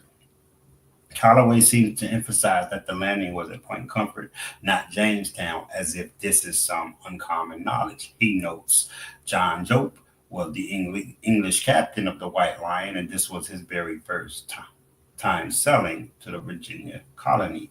So he did not land in James City, then referred to as Jamestown at the time, as the writers of American history claim. Like, what? The fuck does that have to do with anything? This detail seems to serve no other purpose than to confuse the reader and imply that historians are deliberately misleading the public about Jamestown. Previously, there was genuine confusion among historians who believed the first Africans brought to Virginia in 1619 had landed in Jamestown. As a result, plaques were placed in both Jamestown in 1992 and Old Point Comfort in 2007, which is modern-day Fort Monroe, marking the arrival of the 20 and odd Negroes. However, this confusion was clarified in 2015 when new research confirmed that the Africans had actually disembarked at Point Comfort, not Jamestown. So this is documented. So why'd you... Anyways, this correction occurred 7 years before Mr. Calloway's book was published, indicating a lack of thorough research on his part. In historical studies, mistakes happen, but when they are identified, additional research is conducted to either verify or correct the record. That's precisely what occurred in this case. Anyone who has traveled to Hampton, Virginia, formerly known as Point Comfort, will find a historical marker clearly indicating that the first Africans arrived at that location. If this were a secret, such markers would not exist. Furthermore, a quick glance at page 2 of the 1619 project explicitly states August 1619, a ship arrives near Point Comfort, a coastal colony of Virginia, which was founded 12 years earlier.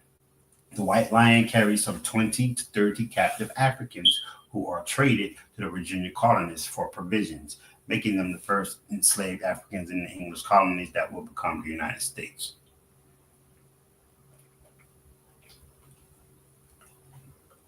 To clarify the confusion surrounding the historical markers, it's necessary to address another error in Calloway's book when he writes, what is very important to note is how Virginia's Department of Historic Resources decided to alter John Rolfe's original quote to read as 20 and off Negroes in 1992.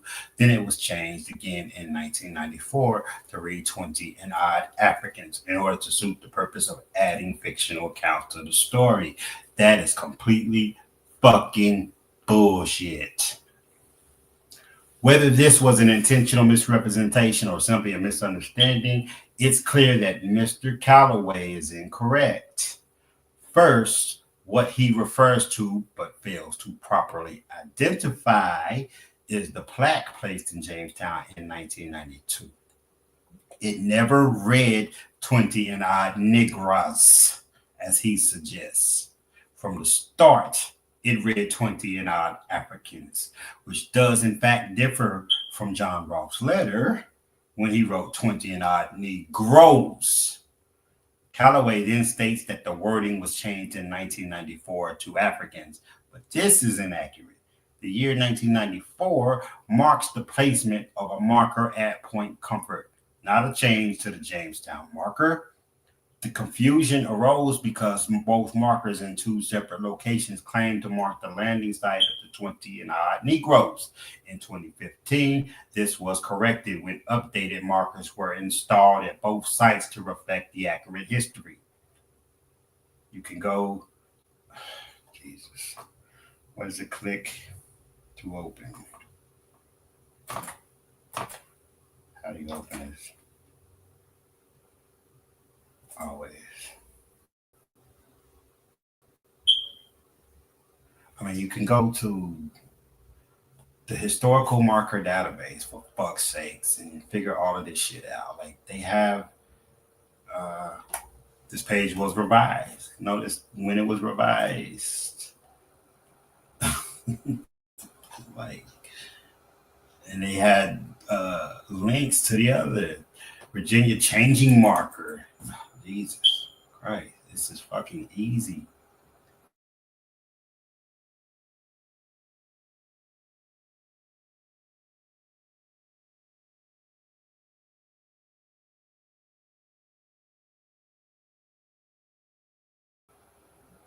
What kind of research is this guy doing? Fuck. But yeah, I put all of that in my footnotes. The citations for the three entries in the historical marker database all show a modification date of September 19, 2015. This clearly indicates that the information was updated and corrected following the mix-up mentioned in the Daily Press article, which is cited 10th in my footnotes here. Despite Calloway's attempt to confuse the reader, the facts are straightforward. He provides no in-text citations. I wish I could show y'all. I can. I have to get on camera to show it. How bad the book is. Like, show you the actual book. I can't show you on screen because I have a physical copy, not a digital one. He provides no in-text citations to substantiate his claims. And upon reviewing the bibliography, there is no mention of the National Archives, Virginia's Department of Historical Resources, or the Historical Marker Database. Had these resources been properly cited, his deception would have been detected much easier. Most baffling of all, however, is Calloway's assertion that the captives aboard the White Lion were exclusively female. Now, we have mentioned John Rolfe, his letter, and the 20 and odd Negroes, but it was necessary to clarify the above point first before explaining to the readers who Rolfe was in the contents of his letter. John Rolfe, an early English settler in Virginia, is best known for his role in the tobacco industry and for marrying Pocahontas. His letter, penned in 1619, contains one of the earliest documented references to Africans in the English colonies. In it, he mentions the arrival of 20 and odd Negroes who were brought to Jamestown that same year. Mr. Calloway insists that Rolfe's letter actually reads 20 and odd Negroes, insinuating that they were female. Every credible record of this event contradicts the claim. Even if the individuals had been female, it still doesn't support the argument that it happened in reverse. Once again, this narrative unravels under scrutiny. Curious about the Negroes claim, I found only a 2017 blog post by an author named Pat. In it, Pat states historical landmarks have also been Africanized. A notable example is the historical plaque in Jamestown, Virginia, commemorating tobacco planter John Rolfe's iconic record of the first Africans in Virginia. The original text of the plaque was that of the source Rolfe's letter to the Virginia Company in 1619, reported 20 odd Negroes has been sold to the colony from a Dutch privateer or pirate ship. Prior to the 18th century, blacks were described in English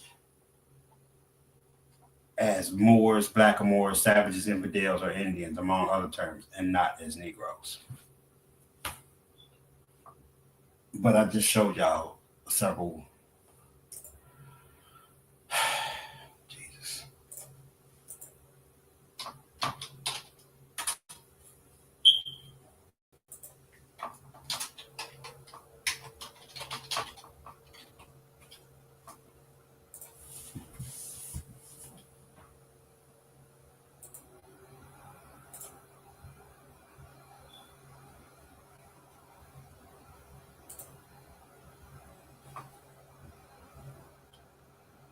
Charles Leonard Negro on Sunday left o'clock in the morning, absconded himself from his master, John Gandy, 1701. Shit, I didn't mean to do that. Hold on, my bad.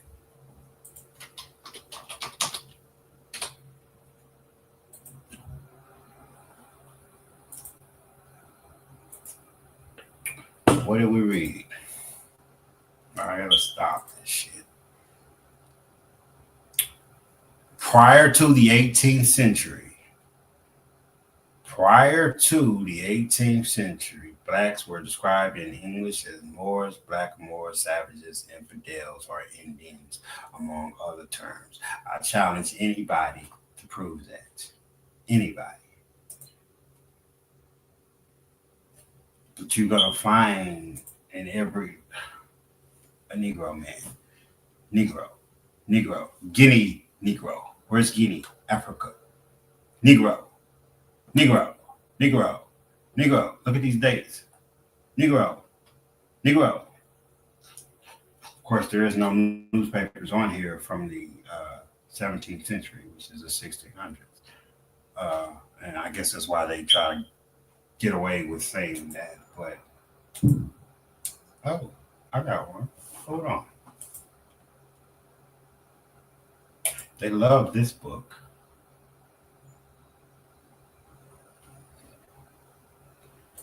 This book was written in 1671, right?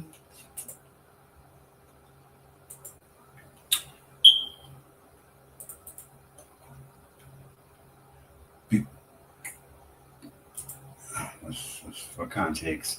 Now, let's just read this. Now, to shut up all, it is evident that the first planters of America were not Europeans from the, I can't tell what that is, of the people, both in their complexions, language, and persons, nor Africans, because that in all the far spreading country of America, not one Negro is to be found, except a few near the river Martha in the little territory, queer something, which must by storm be drove thither from the Guinea coast.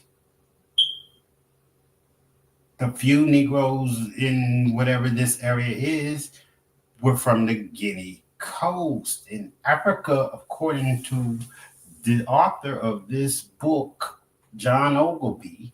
in 1671. But why is he talking about Negroes if this fucking person says prior to the 18th century, blacks were described in English as Moors, blackamoors, savages, infidels, or Indians, among other terms, and not as Negroes?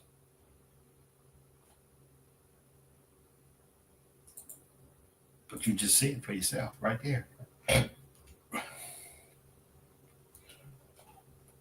And same Negro boy, Negro slaves. I mean, what are you talking about? I can pull up more, but I think the point was made. Let's get back on track. Lord have mercy. This shit easy. Dane Calloway has a history of taking various articles, including from Wikipedia, making slight alterations and presenting them without proper citation. It's likely this blog post is the source of his claim. In his book, he asserts that the Virginia Department of Historic Reference Resources altered Rolfe's words in 1992 and 1994, mirroring this blog post, which mentions changes to the plaques. Rolfe's words came to be known as 20 and odd Negroes, and the plaque was revised in the 1970s from Negroes to Negroes. In 1992, the sign was changed again to 20 and odd Africans. However, the claim about a 1970 revision is unverifiable. No record of any plaque from 1970 exists in Jamestown. The first was placed in 1992, and as I've shown, it always referred to Africans, not Negroes. Older sources also confirm this. Rolfe's letter, transcribed in the records of the Virginia Company of London, published in 1933, reads 20 and odd Negroes. Robert Beverly confirms this in his 1705 book, stating, 1705 now, in August following, a Dutch man of war landed 20 Negroes for sale, which were the first of that kind that were carried into the country. You can look up Robert Beverly, History of Virginia, 1705. You can read the book for fucking free. Free, free. This isn't a modern invention, but documented history. The modern plaque differs from Rolfe's letter stating Africans instead of Negroes, yes, but it never said Negroes, as Calloway claims. In another section, Mr. Calloway makes yet another bold assertion that lacks supporting evidence and requires clarification.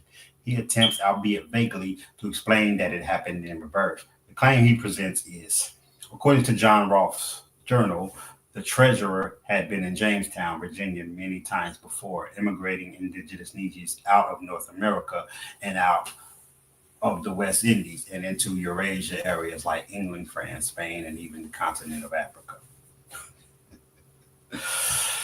However, Jesus, there is no passage in John Rolfe's letter that indicates the treasurer had frequented Jamestown, leaving the assertion about the immigration of indigenous Negroes out of North America unsupported and rooted solely in Calloway's creative imagination. Moreover, the source of information of the slave voyages entry regarding the treasurer shows that the ship was primarily stationed in the Caribbean and made voyages to America, indicating that it did not immigrate any indigenous Negroes to Eurasia or Africa. Damn shame. In fact, Spanish documents reveal that the enslaved black men and women aboard the Treasurer and the White Lion originated from Luanda in Angola.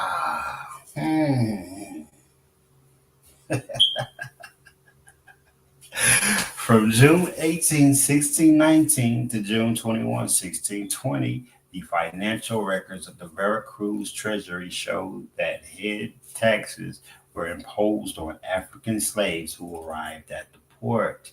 During this period, 6 slave ships docked there, all of which had loaded their human cargo in Sao Paulo de Luanda. Of the approximately 2,000 Africans who boarded these ships in Africa, only 1,161 survived the voyage. The casualties were attributed to the brutal conditions of the Middle Passage, as well as incidents of shipwreck and an attack by two privateer ships.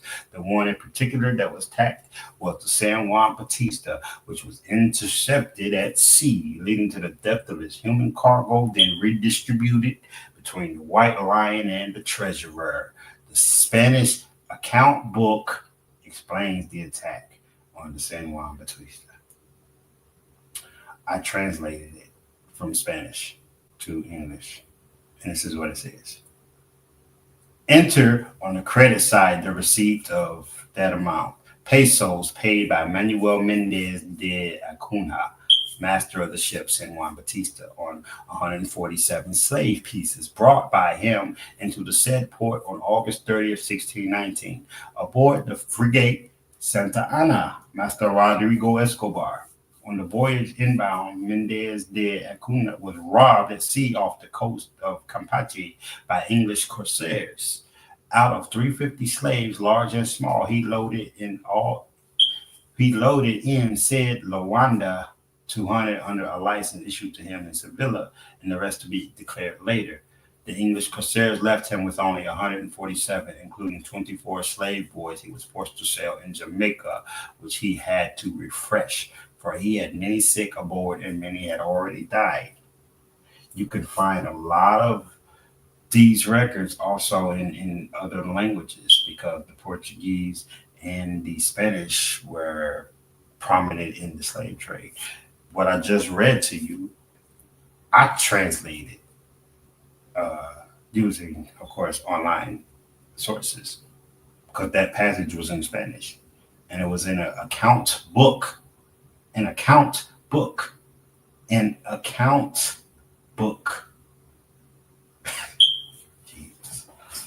This further suggests that the number of Africans on board was more than the 23 on one ship and 21 on the other, as implied by Mr. Calloway. It seems nearly impossible to get through even 2 pages of Mr. Calloway's book without encountering something that requires correction.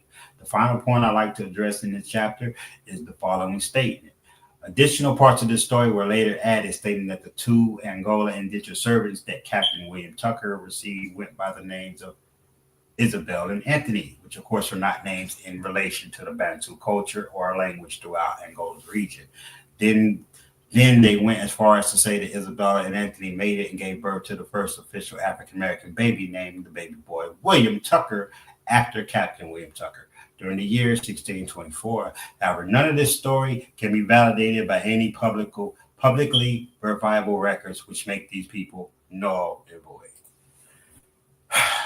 Okay. This nigga.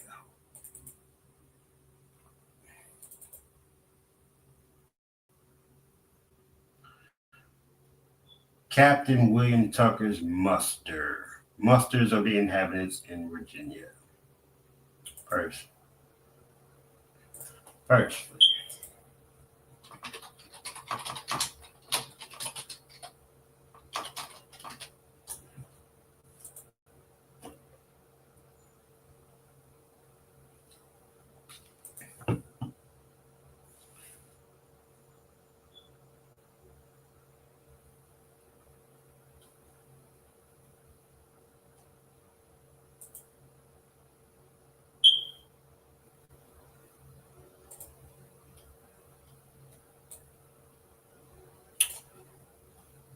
see that, right?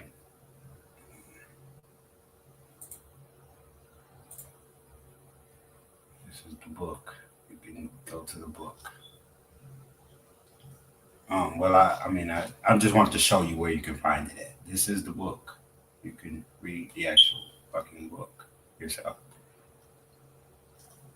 But I wanted to, I already have it pulled up. I just wanted to show you the source of my information, not just some random picture.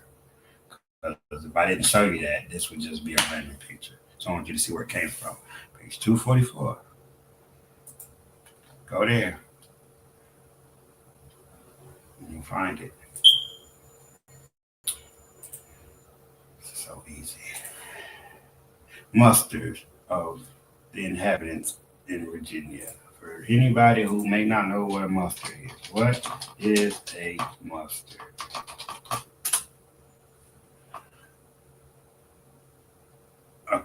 a number or amount, pretty much. That's what it is. So basically, it's a census record. I just wanted to clarify that before we move forward. All right. So he says these people are null and void. So this is a muster of the inhabitants of Virginia. And you can see Captain William Tucker and his muster. Everybody who was in his household or on his land. Go all the way to the end here. Anthony, what do you see there? Negro, Isabel, Negro, William, their child, baptized. Negro, 1624.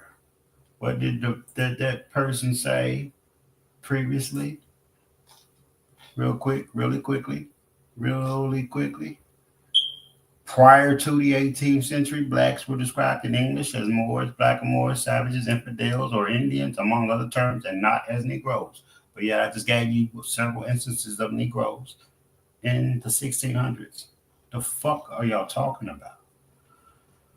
Oh, boy. So he says they can't be validated, but they were on the muster. Why were they on the 1624 muster if they can't be validated? It means you didn't do your goddamn research, dude. Jesus. Let me first address the second paragraph before concluding this section. I'm getting sleepy. That's why I sound like I sound. So I'm about to end this in a minute. Let me first address the second paragraph before concluding this section by examining an earlier statement. Mr. Calloway claimed that there is no publicly verifiable record of Anthony and Isabella's existence. However, he conducted thorough research rather than making unfounded assumptions, he would have discovered that Anthony and Isabella are listed in the muster of Captain William Tucker in 1624. Muster was a colonial consensus or inventory used to record the names of individuals living in a specific settlement or under a particular captain's command. It typically documented not only the names of the people, but also their livestock, supplies, and personal arms, making it a vital tool for assessing the population and resources within a colony. Anthony and Isabella's inclusion in the muster is a matter of public record, and this information was reprinted in the 1874 book titled The Original List of Persons of Quality, Immigrants, Religious Exiles, Political Rebels, Serving Men sold for a term of years, Apprentices, Children Stolen, Maidens Pressed, blah, blah, blah, blah, blah, on page 244. This book is in the public domain and readily available online for free, meaning that any claim about lack of verifiable documentation is baseless. The muster, being one of a few records from early colonial America, provides critical historical evidence affirming the existence of Anthony and Isabella. Oh boy. I really want to end right there. Okay, we're almost there. I want to get to the rest of this section and then I'm out. Because he says some other stupid shit that I had to address. Where Mr. Calloway asserts that the names Anthony and Isabella are not Bantu names from Angola, this argument is both ill-informed and nonsensical. Any student of Black history, particularly during the enslavement period, would understand that upon christening, most Africans were given anglicized or European names. The practice of renaming enslaved Africans was common, often tied to their forced conversion to Christianity. The muster of Captain William Tucker states that Anthony and Isabella's child William was baptized, and it is logical to infer that his parents were baptized as well.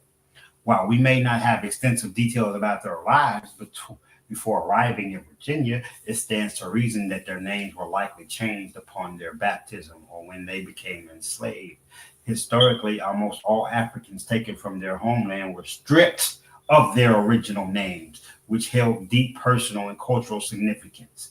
Instead, they were given new names by their captors, often reflecting the master's preferences or religious practices.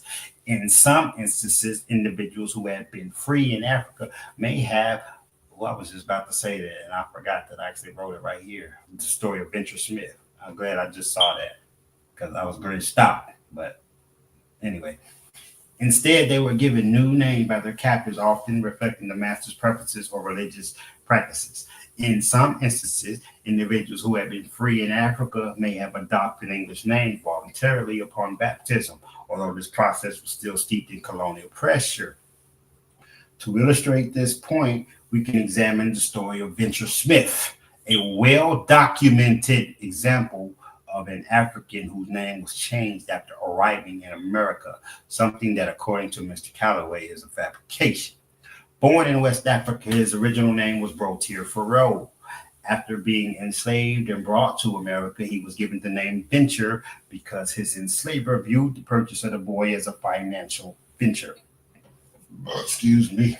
This renaming was emblematic of the common experience among enslaved Africans, severing them from their cultural heritage.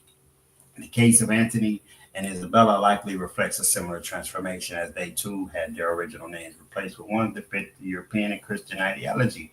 Oh, and may I add that Venture Smith passed away in 1805, and if you look at his tombstone, which still exists today, you will clearly see that he was an African. Further, a dagger to the heart of Dane Calloway's argument against the transatlantic slave trade. It reads, "Sacred to the memory of Venture Smith, an African. Though the son of a king, he was kidnapped and sold as a slave, but by his industry, he acquired money to purchase his freedom." And on that note, we leave with this, ladies and gentlemen. His tombstone in Connecticut, where he is buried. You can go there today and see it. Sacred to the memory of Venture Smith, an African, though the son of a king, he was kidnapped and sold as a slave, but by his industry, he acquired money to purchase his freedom, who died in 1805 at 77 years of age. And if you look at the artwork, or the artwork, the brickwork, or whatever you want to call it, this is not a new tombstone. Just look how the letters are written in it. Particularly the S right here, slave, was like a S. Didn't I show y'all that in the newspaper earlier? That's how it was written in the 1700s. Come on, man. Like, you can read it. I have his narrative. I read it. I have it. And that's a physical copy I have, not the internet. But you can go on the internet and read the damn book. And he gives you his story himself. Like, what the fuck? A narrative of the life and adventures of Venture. 1798. And with that, I'm out of here. I'm tired. I'm going to do some more of these at some point. But I'm out.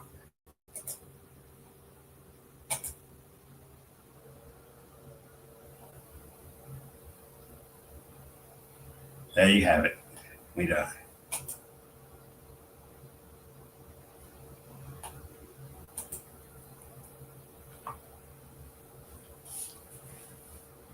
It's still saying I'm live. I'm trying to end the motherfucker.